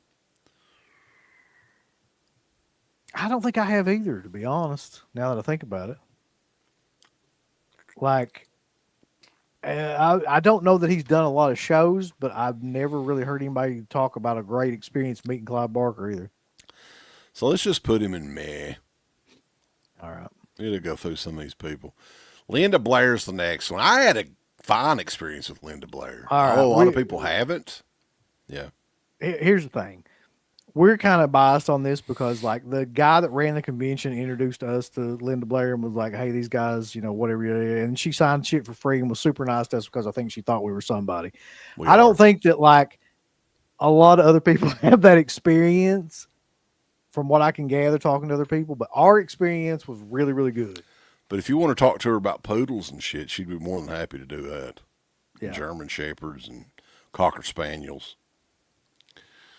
But She's yeah, a lot of people. She was super nice, man. I've still got the signed Savage Streets LP and like. Yeah. She was fine with us. I know other people have horrible experiences with her because I've heard a lot of them, but like we've got to go by what we know. So what would you say? I'd say she's kind of worth the money. All right. So we don't have a lot of people up there. Eli needs a neighbor. Linda Hamilton from Terminator is next. Didn't somebody say that she was like crazy nice, like overly nice? Somebody did say that. Yeah. I've never met her. But anybody in the chat met old Linda Hamilton? Which sounds like somebody that'd be here in Eastern Kentucky, by the way, with a name like that. That's Linda Hamilton. She's head of the PTA. Linda. She does conventions. She's done a few. Yeah. Mm-hmm. What do you think? Otherwise, we'll just say that she's kind of worth the money, from what I can remember people saying. Yeah, there was somebody that really sung her praises. So, all right. Up next is Lucio Fulci. Now, how the fuck is anybody going to know? Nobody in here's ever going to met Lucio Fulci. Anyway. Well, he went to one convention in the United States, and it was in 1996. I just thought it'd be funny. And yeah, he was like fucking grumpier than shit at that show. I'm sure he was. Like that's the story. Can you imagine? Mike Baronis, do you remember Mike from he met him at the show, and there's a whole diary about when he met Fulci, and it was in New York City, and it was during this big, I think it was this big snowstorm or something. And yeah, he was a grumpy old bastard for sure. Who the fuck are you? What the fuck am I doing here? Lucio Fulci, fuck you. Had to So he was very sick at the time too. So, but yeah, evidently the experience, according to Mike Baronis, was the drizzling shit. So I'm sure it was great just to meet him. All right, let me put him in there. But yeah, that was the only convention that he ever did, and it was right before he passed away. Up next is Malcolm McDowell. Twisted. Did we meet Malcolm McDowell? No, but I've heard a lot of bad things about Malcolm McDowell as well. Anybody in here met Malcolm McDowell from fucking Clockwork Orange and those horrible Rob Zombie Halloween movies? I hate Malcolm McDowell though, like as far as an actor. Like I just don't like him in movies, man. God. Like I'm just not a fan. Yeah. Like his portrayal of Dr. Loomis was the fucking drizzling shits. It was the worst. He was so fucking terrible. He was awful in that. He was it just seemed like he didn't know how to act legitimately. Like, and he does Lunchable commercials. I'll put him in the drizzling shits too. Let's go. Really? Okay. We don't even know Yeah, anything about fuck him. it. But fuck it. Fuck it. Up next, then, is Mark Patton from Nightmare on Elm Street 2. We I met think- him. He was fucking super nice. Yeah, he's man. great. Took multiple pictures with him. He was great. He's worth every penny, and he's luckily his health is getting back to where he's doing more conventions and stuff. So that is good. Amazing guy. Yeah. That looks like Melanie Kinnaman Yes, from Friday the 13th Part 5. We never met her, although we almost could have met her. we did interview her. Oh, wait, I met her. What the fuck am I talking about? Yeah, at that last, or not the last Scarefest, but the Scarefest before that when they had all the Friday the 13th people there and everything. Yeah, She was fine. she's great. I mean, yeah. Yeah, I think that she's all about meeting fans and stuff, and you're not going to have a bad experience with her. There was. Oh, yeah. sorry. Go ahead. I would say that she's at least kind of worth the money, not below that. Yeah, but there were some of those people that I met that I was just like, I just want your autograph because, of course, it costs extra for an autograph and a picture. And there were some where I was just like, I just want a picture because, like, I'd either already had their autograph or I didn't give a shit or whatever. But, like, I think with her, I got both because she was, like, really nice and it just seemed like the thing to do. So, yeah, Actually, I put her. On Facebook, she was selling 8x10s for like, Yeah. I don't know what it was, $10 or $15 or whatever. And that particular photo is the one that I got signed. That's Oh, that's killer. that image there. Yeah. John Saxon. R.I.P. John Saxon. John Saxon from Friday or Nightmare on Elm Street, not Friday the 13th. And every fucking Italian film ever made and every like martial arts film in the 70s. Y'all know John Saxon. I've never met John. I don't think I ever went to a show that John Saxon was at, oddly enough. But he's a very dry individual from what I've heard. I remember people talking about that he could not remember anything about the movies. Or either he couldn't legitimately or he just was like, he wouldn't talk about it. But like people would ask him questions about like certain movies and including like Nightmare on Elm Street. He's just like, I can't remember. So it's like, what a bummer. It's like, I have no idea. So I don't know. Man. Yeah. Yeah. Holy shit. Probably my number one pick. She's my number one draft pick overall. Up next, Felissa Rose. I've met Felissa Rose 4 times now over the years. The last 2 times that we went to Scarefest because my kids want to keep meeting her. That's how nice she is. My kids really, they watch Sleepaway Camp and they really, really like it. But they meet her because like she's so nice to them that they just want to meet her. Like every year they just want to go back. And last year she signed shit for them for free. She was just like, fuck it. She's like at the top of the list of people. Felissa. Yeah. Very energetic when we interviewed her back in the day as well. She is probably the best person at crowd work I have ever seen in a show too. Like while people are waiting along there, she will talk to them while other people are like coming up. She'll hug people. She'll kiss back. She's like a politician or something, man. Like she's amazing. She knows how to work it, man. Right. She knows how to work it. All right. I put her Dude, like, they make you feel really old, though, right? She posts photos of her family and all this quite a bit on Facebook. And do you remember when we interviewed her? She had somebody from fucking Jackass was watching her daughter. At this point in time, she just had one daughter. Her daughter now is like a fucking adult. Yep. That's with her. Like her oldest daughter looks exactly like her. So, make you feel a little bit old. Yeah. Matt says Felissa asked like if she could hug him when he met her. That's kind of the way she is, yeah. Matt was like, no.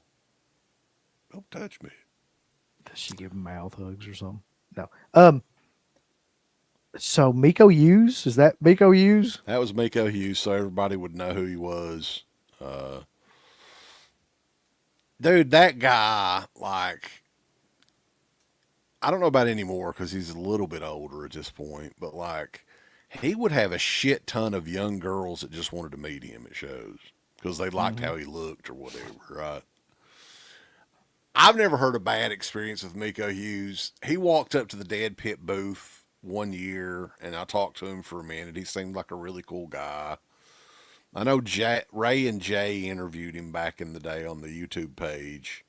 That's one of our most popular interviews on the entire YouTube page. The girls love it. The ladies love it. Yeah. So Ladies not at I Dead think Pit. that he's, for me, like, I wouldn't get an autograph from him or anything just because I don't give a shit. Like, I like Pet Cemetery and everything, but I just, But yeah, I would say he's kind of worth the money for sure. All right. He's not going to be a dickhead. Now, And then up next is Dawn Shanks, y'all, from Don Shanks, Halloween 5. Michael Myers from Halloween 5. Yeah, yeah, yeah, yeah, yeah.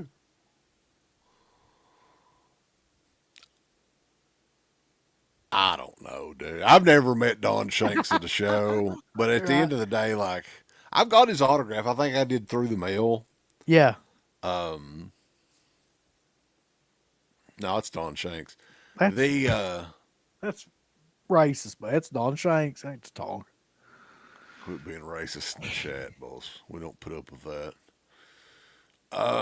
I would say for me, meh. Don Shanks was a stunt man for many years as well. But like, I mean, he's fine, but he's not. You're not going to be doing backflips in your own shit and excitement meeting fucking Don Shanks.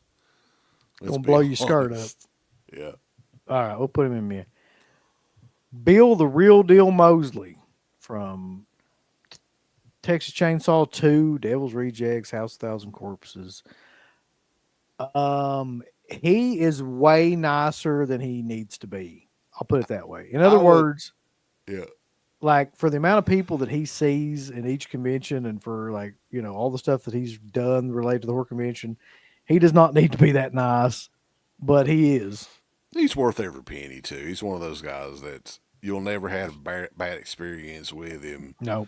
He knows how these convention things work and everything, and he's fine. I remember the Uncle Bill's the cock-sucking moron video. He agreed to participate in that. Yeah. And he's just a really cool guy, Bill Mosley. We did interview him as well. And if you become a member on the Patreon page, you can go back and listen to the uncut interview. It's pretty killer. Yeah. Genuinely great guy, though, to meet at a show. Worth every penny. This is a woman that is aging in reverse. I can't figure out what in the hell's going on with her, but she looks better now than she did in 1986. That's Carolyn Williams, isn't it? Yes. Dude, what the fuck? Like, she's what, 60, 70 years old? She's got to be in her mid-60s at least.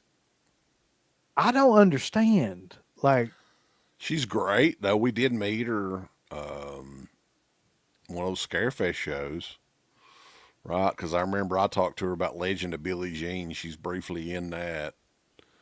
And this was right before, before Texas Chainsaw 2. And, like, go watch. She's got an Instagram. Go on her Instagram, and you'll be like, "What she's 68. in the?" Well, some of that is probably some Photoshop magic as well. I guess, but it all can't be. I mean, there's a lot of people that have Instagrams and things like that that don't look like that. That it's just crazy to me. But anyway, she made a deal with Satan.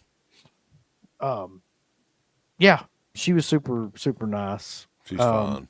I have a weird thing with her because like we haven't recently tried to get her on the show, but like I knew somebody that did, and she said that you had to have like a lot. Well, she said you had to have a specific amount of like subscribers before she would do any kind of like she would consider like it. that. And I'm just like, that's kind of shitty, but whatever. I mean, you could still have that be the case, but don't fucking broadcast it. Right? I wouldn't. Yeah. So what would you say? I'd say that she's worth every penny. She's great with the fans and everything. And the experience with us, you couldn't have asked for any better. Very sweet lady. Up next, this poor woman. Garrett loves her. I feel like that this is an example of this is how do I say this in a wrestling kind of analogy?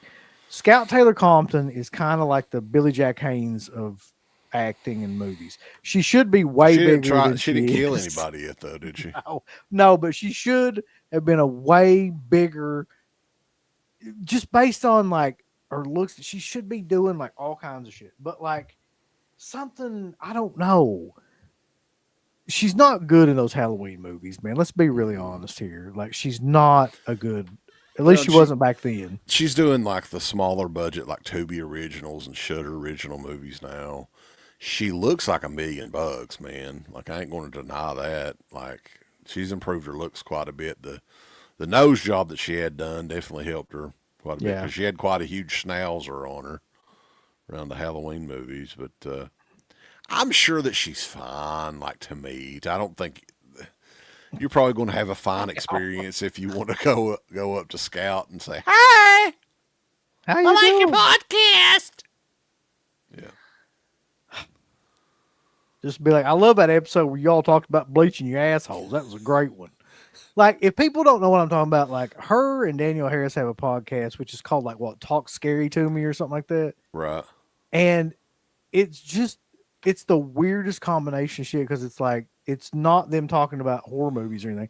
It's mostly just them talking about fucking and sucking and like dildos and Kid grabbing boyfriends. her butt plug and trying to do something he shouldn't be I'm doing. just with trying to imagine me trying to sit there and listen to this, like these two women just go on about, like, oh, well, I got this big old butt plug. I like jamming up my ass every now and then and sit down on it and twirl around.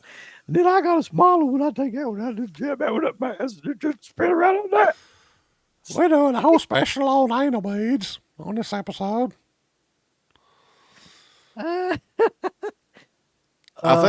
think like their careers are both kind of over for the most part, and they're doing the convention things like they're trying, man.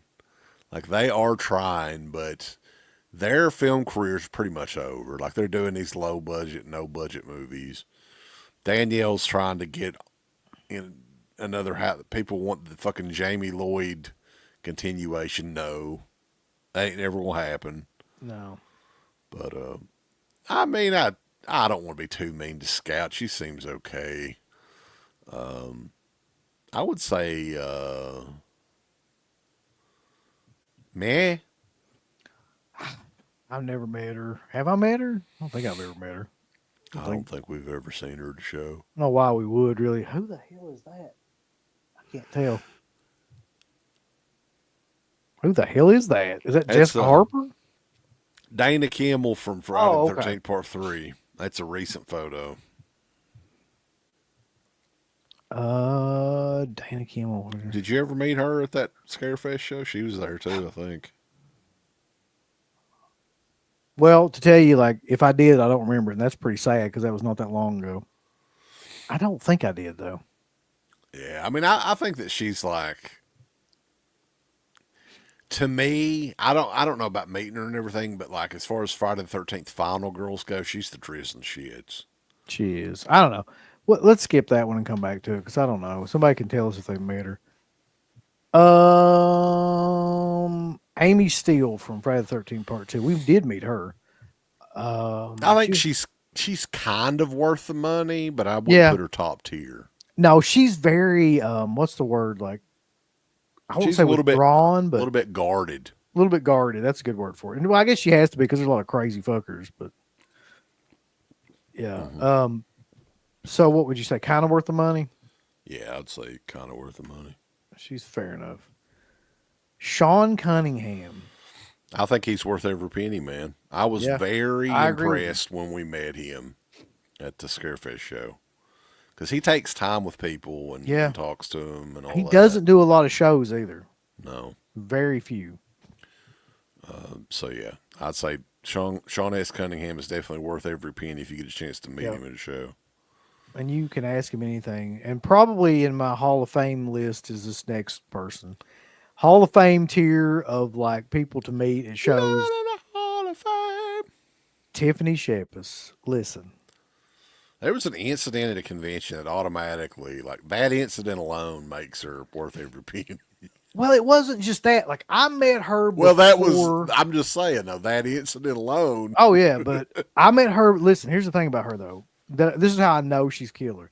I met her in 2005 or 6 at a show when really like she was really popular at that point in time because like she was doing a lot of B movies, but like she acted the same way. She had no idea who I was. She acted the same way. I don't even know if we'd done the show, but yeah, but she acted the same way then as she did like, later on.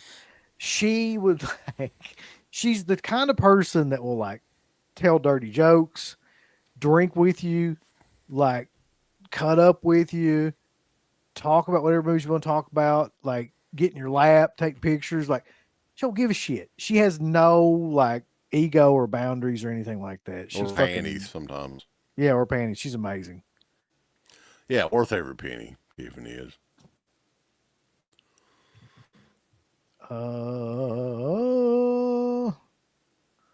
We're back to this shit again. I'm putting her in mute because I don't give a shit. Let's get her out of here.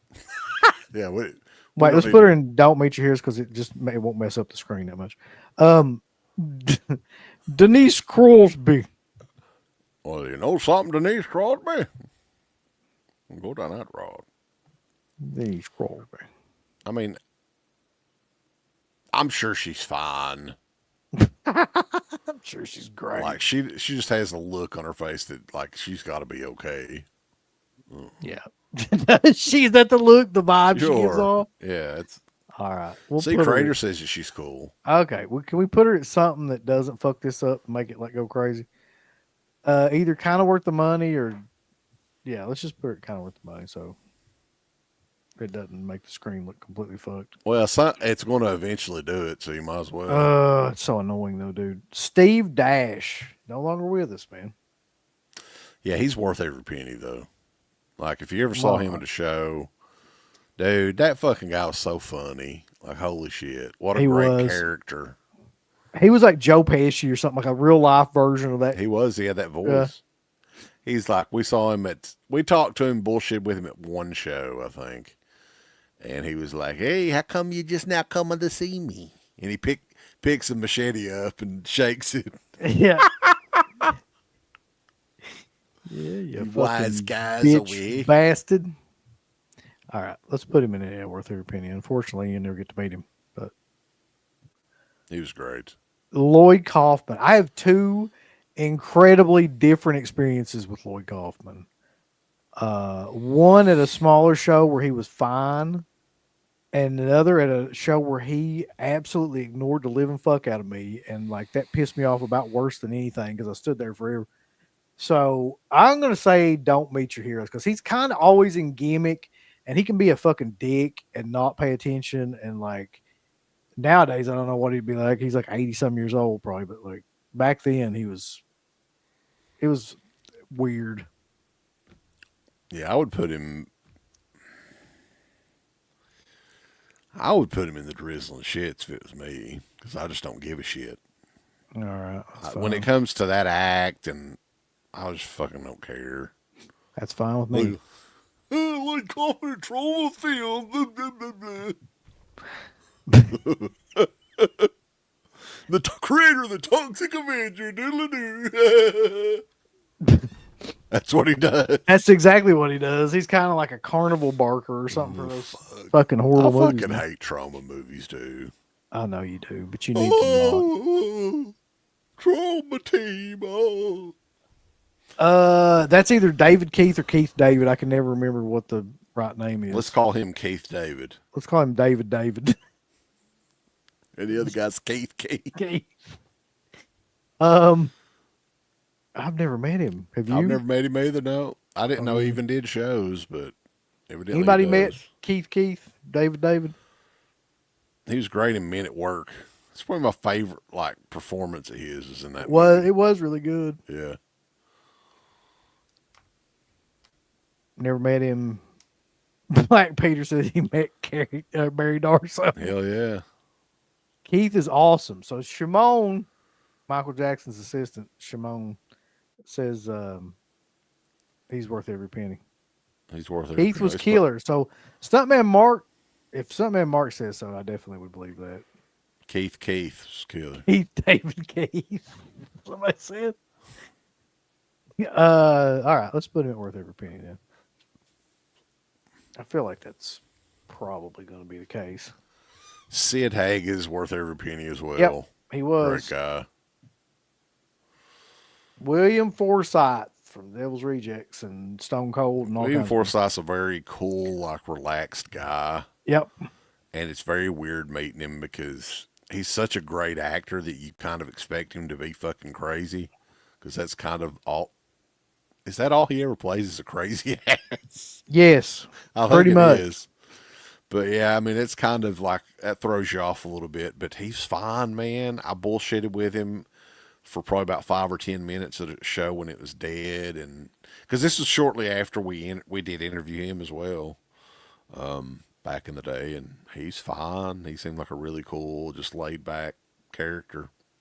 So what do you think? Kind of worth the money? Yeah, I would say kind of worth the money. I don't know how much. I don't even know if he still does shows, but I don't either. been in a million movies. Alex Vincent? Alex Vincent.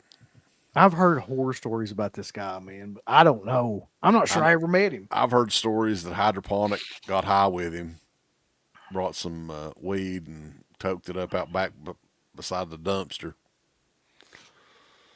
I don't know. I have no basis for how to rank this guy. Crater says he's okay, so he's got to be at least don't meet your heroes then. Because if Crater says he's okay, then there's something bad wrong. Nothing to write home about. Always reeks of weed. Alex stole weed from out of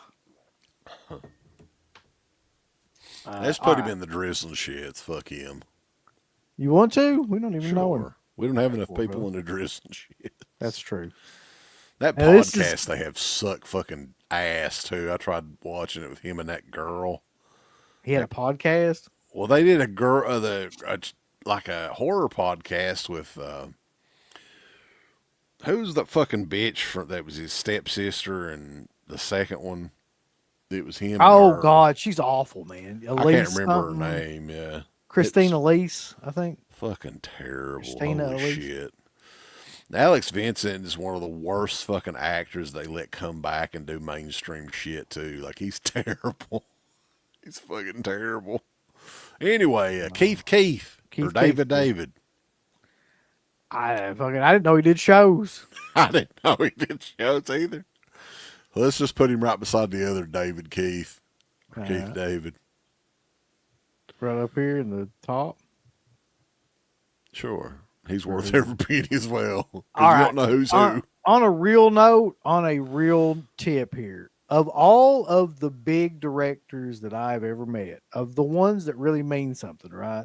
So of like Carpenter, Coscarelli, all of them, Romero was my favorite by far, by a mile, really. Like, he seems like a genuine and like just normal guy that doesn't put on airs or pretenses and just fucking wants to talk to you.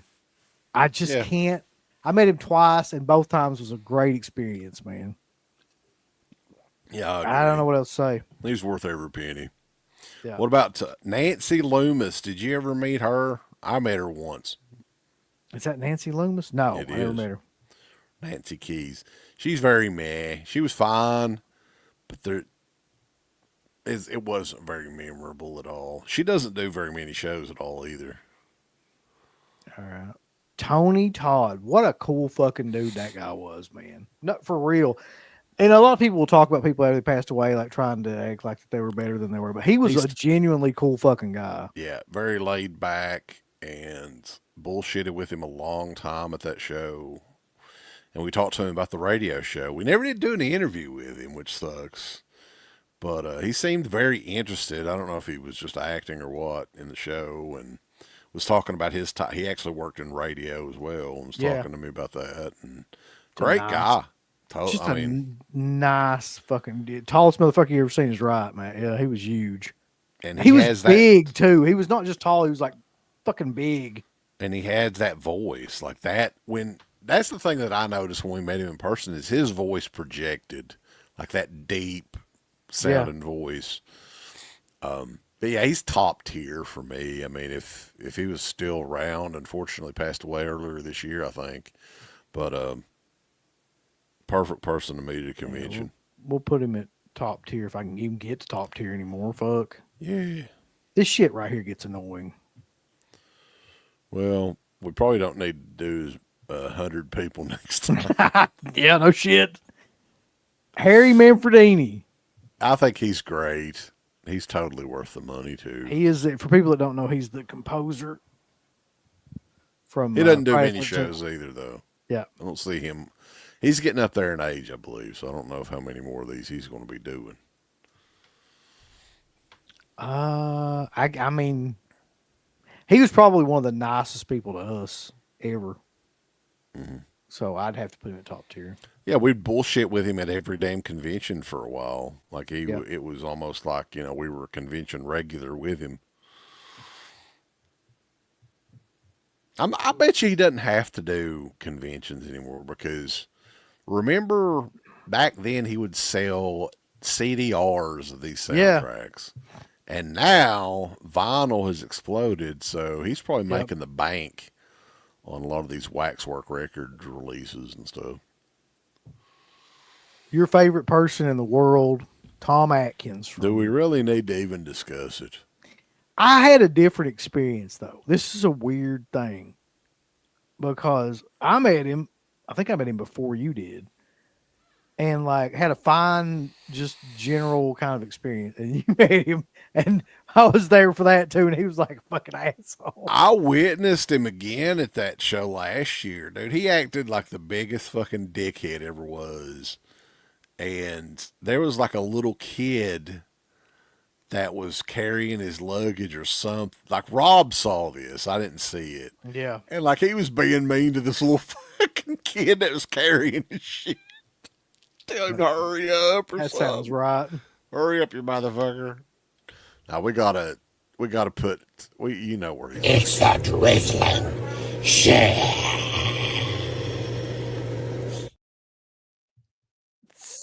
So Danny Trejo is next, man. I'll tell you the thing about Danny Trejo. I have to put him in like the top 3 ever because Danny Trejo. he gave us both a signed machete for free. Right around the time Machete was coming out. So what the fuck? And he was just, I mean, I don't know what else you could say than that, really. He was a great guy. Yeah, did a little voiceover thing with us. Very cool, laid back dude. Yeah, totally worth the money. I would put him top tier. Yeah. Legend. I'd say he's one of He those is. recognizable faces. I'm not even going to fucking have a conversation about this because if you don't know all of this shit by now, then you've not He's been still watching our exactly show. the same too. Nothing has changed, and nothing's ever going to change. I don't give a damn what anybody says. It's the drizzling shit. Overall, in my opinion, Tom Savini is probably the worst person to try to meet at a convention. Just fucking don't. Just do not, unless you got big titties. If you got big titties, and I don't mean if you're a guy and big titties, like that's the only way you're going to do anything. Yeah. Heather Langenkamp, I think she's top tier. I was very impressed with. Yeah, she's her. in that same categories like PJ Souls and Dee Wallace and those with the way she acts towards fans. So put her in the upper room. Mr. Gimme 20 himself. Give me 20. Motherfucker. Ari Lehman. Let's see if I've still got that on here. Hang on a second. I hope you do. We'll play this for Ari. Hawkins, what's going on in here? Did we get a super chat again? There we go. Listen, here's the thing about Ari Lehman. Fucking killer. To me. Yeah. He's Like- the type of person that you want to have at a convention. Yeah. He's like a party guy in a party atmosphere that plays music and is just always like metal. That's the best way I can describe And him. it's not like he's. When we wrote the song, Give Me 20, we really didn't know Ari Lehman. We just thought it was ridiculous that he was short. But the truth is, Ari at shows, I've seen him randomly just sign people's shit and not ask for nothing. Yeah. And just overly sign stuff or whatever else. So if you catch him out, he'll probably sign shit for free still. Maybe trade him some joints or something and he'd be happy. But So what do you want to put him in, the upper echelon? I'd put him up the top, yeah. I would too. He's a person that's good for the He doesn't convention do a scene. lot of shows, does he, anymore? I never see him doing shows. I don't know. I haven't really Now. seen him, but Sam Raimi. Sam Raimi. You met Sam Raimi. I met Sam Raimi, and it went a hell of a lot better than I thought it was going to. Number one, Sam Raimi's notorious for being like introverted and not wanting to do shit like this, not wanting to do conventions. So I was like, this is going to suck. He's going to be fucking like dismissive and a douche. But I was really wrong because like we talked about like The Evil Dead for quite a while and talked about Army of Darkness, Evil Dead. He was super like, or seemed to be appreciative too. Because I remember saying like something to him like, man, I was like, I just wanted like, I think that what you did with your camera work like revolutionized horror films. And he was just like, you really think that? Or something to that effect. And I was like, yeah, I really, he's like, seemed like he was confused that like somebody would think that, but I know he's probably had to hear that a million times. I mean, yeah, man, I would put him at like, I'd put him top tier. Cause I think like for a guy that big, I mean, he's of all these people, he's probably like the most famous or like worth the most amount of money. Yeah, he Besides doesn't maybe need like to Jamie Lee do. Curtis. Doesn't need to do any shows, really. I mean, he did the I fucking think- Spider-Man movies. I think that was made enough to make anybody a Yeah, millionaire. I just think that like he's super nice, down to earth guy. Okay. Fuck. Use your scroll wheel. David Howard Thornton. Never met him. Are you Never using even seen him a in show. mouse or using a trackpad? I'm using a trackpad. Dude, you should totally get a mouse. I was thinking that. I was like, God damn, that suck ass. Well, I can't get a mouse because I don't have enough inputs in this fucking computer where I got everything else plugged into it. Well, Get you one of them damn USB Peter heads. fucking splitter. No shit. I ain't fucking with that shit no more. Now fuck off. you don't It's even David need a Howard wired mouse, man. Get you a wireless mouse. It's the I don't have a plug-in to 21st plug a century. fucking wireless mouse USB thing into. for your though, birthday. I'm going to get you a USB hub. I appreciate Stick it in the computer, not up your eyes. It'll probably cause this thing to fucking blow up though. David Howard Thornton walks around conventions dressed as Art the Clown and takes photos of people for free. So that alone, to me, would make it worth the money because, fuck, it's free. You know. Mark would know this too. He says David's worth every penny. That dude is super nice and fun to talk with. Crater says fuck Terrifier. What the hell's I got to do with anything, Crater? You Look, don't like Terrifier? it's Justin says if you like Terrifier, Look, I feel like he's probably yeah. Yeah, I think that he's totally worth the money. Look, the Terrifier movies, I understand why they're popular. I don't hate them, but I don't really love them either. I mean, they're fine. If I was ranking the Terrifier series as a franchise, I would definitely put it in meh because I don't want to own them. True. Anyway, Doug Bradley. Doug Bradley was very meh. Yeah. I met him like when did we meet him? Real early on. Yeah. Horrifying. 2004. Yeah. And it was just like, you know, would you like to buy an 8x10 or a fucking poster or something like that? Just get whatever you want. Oh yeah, Yeah, he's very Hellraiser was a British. blast. Yeah, he's very British. Hellraiser was fun. He's not a dickhead or nothing, but he's just very like, whatever. Like he don't care. I like the movies. Oh, I like big butts and I cannot lie. Do you like me movie, Hellraiser? Poor old Reggie, man. Reggie Bannister's one of my favorite people ever at a convention. Yep. Just a great fucking guy. And to make it even better is he is that character in Phantasm. Like that's not a character, that's Reggie, right? That's the truth, yeah. And I remember at the lived again. Scarefest show, we met all of them again because I was getting Garrett's poster signed, and this was back right before everybody started charging for photos. And she still remembered like how cool Reggie was, and she wasn't even a big Phantasm fan. So very cool guy. Wish him nothing but the best. Yet he's totally top tier in my opinion. Yep. I don't think anybody could argue that. That's ever met him. All right. So up next we've got Richard Lynch. He's Listen, one of your favorites. I know that like people would think I would put him in the drizzling shits because like he tore a poster of mine in half basically trying to, but I don't think he was an asshole. I think he was just really fucked up. Like I don't think I know he was really fucked up. I could smell his fucking breath. I don't think it had a lot to do with like, you know, him personally. I just think he was either drunk or high off his ass. He was drunk for sure. He could have been high as well, but so I'm gonna put that in like meh because like he fucked my poster up, but he didn't. I mean, he's drunk, man. Shit. You know what's wild is we had met. Richard Lynch was right beside of David Hess, and we bullshitted with both of those guys, and they both passed away shortly after that. Yeah, that's wild, isn't it? Yeah, well, both those guys, they had their share of experiences. I don't remember what year that was. I think it was like 2012 or 2013, something like that. Robert Englund. Robert Englund is the epitome of meh to me. Just because, like, it doesn't matter what show you'll ever meet him at, you will never spend more than, like, fucking 30 seconds because there's going to be a line that's like 500 people deep.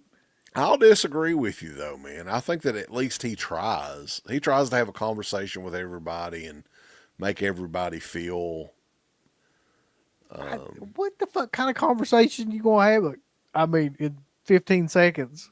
Well, I mean, what else could he do, though? He's got a lot of people lined up for fucking hours. I agree, but I'm just saying, like, in terms of, like, meeting somebody, you're going to spend, like, what now? $150 or something crazy? Well, I'm not. I'm saying you are, as a person, going to spend $150 if you want to meet him to talk for about 15 seconds about something that you're not ever going to remember. But I guess, like, if you're looking at it in terms of, you know, that situation that he's in where he will always have that many people and like what else could he do? I guess you're right. Like there's nothing else he could do better really.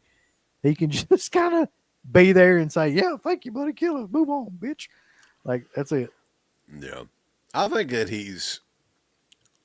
price wise, it might be meh because now what is it? It's like $200 or something. I would pay it. Yeah. I'll put kind of worth the money. Is that fucking that's Corey Cunningham? Yeah. Man, don't meet your heroes, Uncle Bill. All right, put him right there. Did you ever know that you're my hero? I know why you put this fucking guy on here. Tom Matthews. Tina, I can smell your pussy, darling. That never gets old. It smells like a filet of fish sandwich, Tina. I want to devour it in your tartar sauce. Tom Matthews, I'm sure, is a fucking great guy. We interviewed him. He's fine. Is he a great guy? He's fine. Fuck. I'm sure he's fine, yeah. Yeah. Well, just put him in. Next to top tier. Yeah, we'll put him in kind of worth the money. Is that John Russo? John Russo. Listen, Show me the money. no. Here's the thing: John Russo, more so than pretty much anybody else on this list, is solely in this for money. He's a giant nerd acting motherfucker that just like wants your money for anything. You want a book, you want some piece of shit movie I did, you want like whatever. Canceled checks from canceled 1978. You want a fucking board I used to build my house with that I signed, like whatever. He'll sell it to you. But he's like, He's selling a bowling trophy from 1948. you want my library card when I was in middle school? Fine. He put Triple H on the cover of his book. He did. So I'm putting him in the drizzling shits. I think he really belongs in there. He's just like a whore. He's like a whore for money. Skeet Ulrich. That's Skater. He's fine. I'm sure he's fine. God, fucking, who knows? Let's put him in Mia because who the fuck really knows? Steve Miner, I met him. He's totally meh. He's Mia. Yeah, he didn't say a whole lot of anything. Didn't seem like he wanted to be there either. He has that smart ass grin on his face all the time. Shavar Ross from Dudley. Friday 5. Dudley got diddled in that one episode of Different Strokes. Did you meet him? I can't remember. I don't think so. No, I don't think I've I don't ever think seen I've him met in him. a show. But he's got to be great because, like, what else has he got to do? Truth. You know, and he got diddled on Different Strokes. I just imagine he's good though. Sybil Danning, I've heard stories about her that she's not great at shows, but I don't know. Yeah, she's kind of an old saddlebag anymore too. So Mean buddy, God. he's great because he got diddled. Yeah. Sybil Danning back in the day though, goddamn, what a fucking Jesus Christ. But yeah, I've only had brief experience with her at a convention one time, and I don't really give a shit. Yeah, meh. All right. That little shitty kid from Omen. Harvey Stevens, boys. I did meet him at a show. Very funny guy, alcoholic. He was drunk. Very funny guy, alcoholic. That's the two things we take away. He was also in that Uncle Bill's a cocksucking moron video. He does not do very many shows. I think he still lives in England. But he's fine. We got free autographs from him. I mean, fuck. Crikey. All right. We'll put him in the second to the top tier. It's Harvey Stevens. Everybody I've ever heard talk about this guy, I've never met him, but every person that's ever met this guy that I've heard back from said he's killer. Matthew Lillard says that he is like genuinely nice with you and your whole family and fucking like just a great guy to be around. Remembers everybody. It's really weird too because I mean, he definitely doesn't have to do that. Well, he does. Isn't he in that damn 5 Nights from Freddy or Yeah. whatever the hell it's called? That I mean, he's still making studio movies, so it's got to be top tier. Just from what I've heard. Alone. Sure. I mean, I wouldn't wait in line all damn day to meet him or anything, but I'm sure he's great. There's people that do constantly. Fucking Warwick Davis to close it out.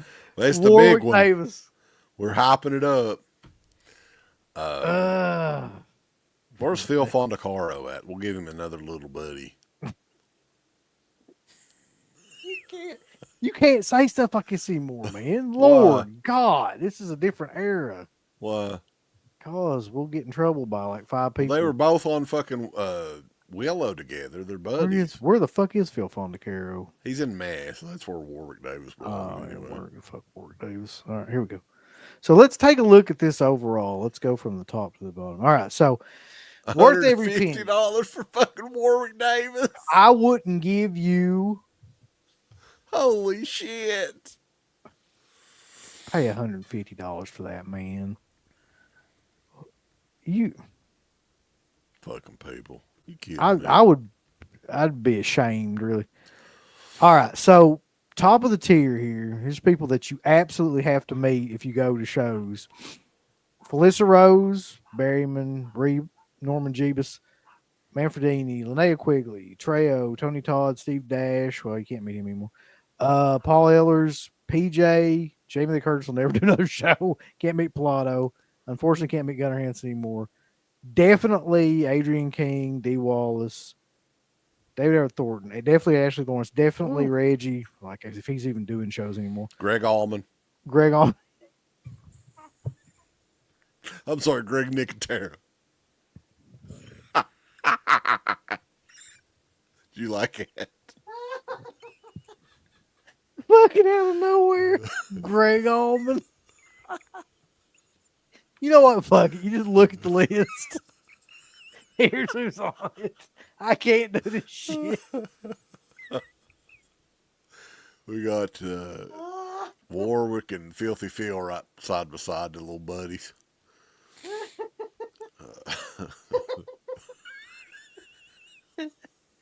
Greg Allman out of nowhere is one of the best things ever. God, it's fun. Shit. Oh. But yeah, I mean, save the list there, and we'll add it to, and you can make your own. We have it's on Tier Maker if you're interested. So yeah.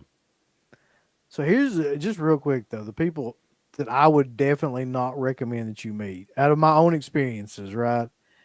Don't try to fucking meet Miguel Nunez if you can help it. Corey Feldman. I wouldn't recommend Feldman. I would not recommend Lloyd Kaufman or Tom Savini, especially. What about Fulci? Yeah, you can meet Fulci now. He should be fine. I would not recommend Tom Atkins either.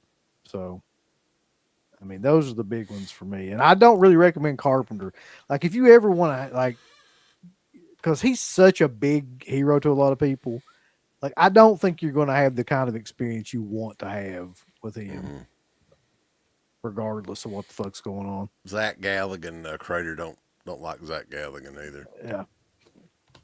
Well, this is just my opinion based on personal experiences, so don't get up my ass about it.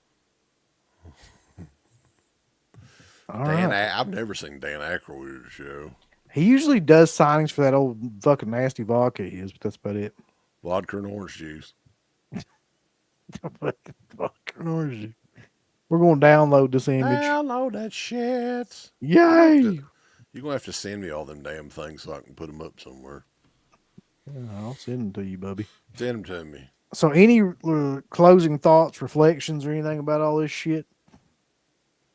Well, no, but I do have a couple of announcements. Oh, good. Close this out here. Oh, shit. Wrong button. Yeah, so people may have noticed I got a new WrestleManiacs cap, and people have been asking about the return of the embroidered caps, and they are debuting first for the patrons on DeadPitOnPatreon.com over the weekend. They're going to get first dibs on them. We have bringing this one back, the Halloween themed one, which I think ultimately aesthetically was probably the coolest looking hat.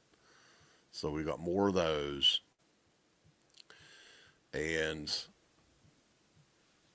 we have the Atomic Green for the very first time, the Dead Pit cap, which may rival. I don't know. It looks really cool. What do you think, Uncle Bill? I love that hat, yeah. So yeah, kind of more of a neon green color. I would go with the classic one if it were me, but like it's, you know, the orange one's fucking amazing too. The orange one glows in the dark. Yeah, I've got the orange one too, which is another reason I'd probably go with the green. So, but yeah, what we're going to do is, cause dudes, honestly, like the shipping on this shit sucks. We're not making hardly anything on these hats because they're expensive. These are embroidered. This isn't no bullshit screen printed shit. So we're going to have options where you can buy one by itself or two together for a slight discount, right? Or Maybe all three of them, bulls, because WrestleManiacs caps are here as well. That cap is fucking killer too. Yeah. That design's amazing. Also, if you want to give me some, I can sell them at Living Dead Weekend. You don't have to worry about shipping. That's true. Know what Although your you'd have to carry them around. That's fine. I'll carry them around for like a half a day or something. Try to make some money. But yeah. So I want to put those up on the Patreon page sometime over the weekend, maybe tomorrow. It just depends because it's been a wild couple of days. And then you're doing the Friday Night Lives tomorrow, right? Tomorrow night, yes. We're going to be talking about Day of the Dead because it's a big anniversary of Day of the Dead, but also just bullshitting around and stuff as usual. So check out Friday Night Lives with Stuntman Mark and Rambo Raft. It's going to be a killer time as usual. Nice. And DeadPit is watching episode forthcoming. We may have an announcement next week about a live stream we'll be doing possibly a week from tonight. We'll just have to wait and confirm that. Anything else going on? Not that I can think of. Yeah, there'll be a bunch of those. Yeah, we got more reviews coming up. We did the WrestleMania 9 documentary review. That was a patron request. And I Come in Peace review was earlier today posted. So lots of stuff on there, guys. And stay tuned for the stuff on the caps and people on Patreon, YouTube page, and everything. We appreciate all the support. Man to Man is coming as well. So we'll just have to see. Cruel Summer Slashback is quickly approaching as well. And Jesus Christ, I forgot about that. Yeah, I've been collecting some possible picks for the first episode. So just let Man to Man die. yeah. All right. But yeah, it's been a fun show, guys. It's still kind of a work night and everything. But we appreciate everybody tuning in, and definitely share this with your family, friends, and neighbors. And we will catch you guys next time over at DeadPit.com. Oh, yes, my favorite documentary. Into the Pit, the shocking story of DeadPit.com is back out on DVD. Yes, me and my Undertaker. We love watching it. It's a heartfelt, emotional documentary about a couple of hillbillies in eastern Kentucky that started their very first radio show. Oh, yeah. Get your copy today. Into the Pit, themovie.com. Buy 4 or 5 copies, yes. Get them autographed. Into the Pit, themovie.com. Oh, yes.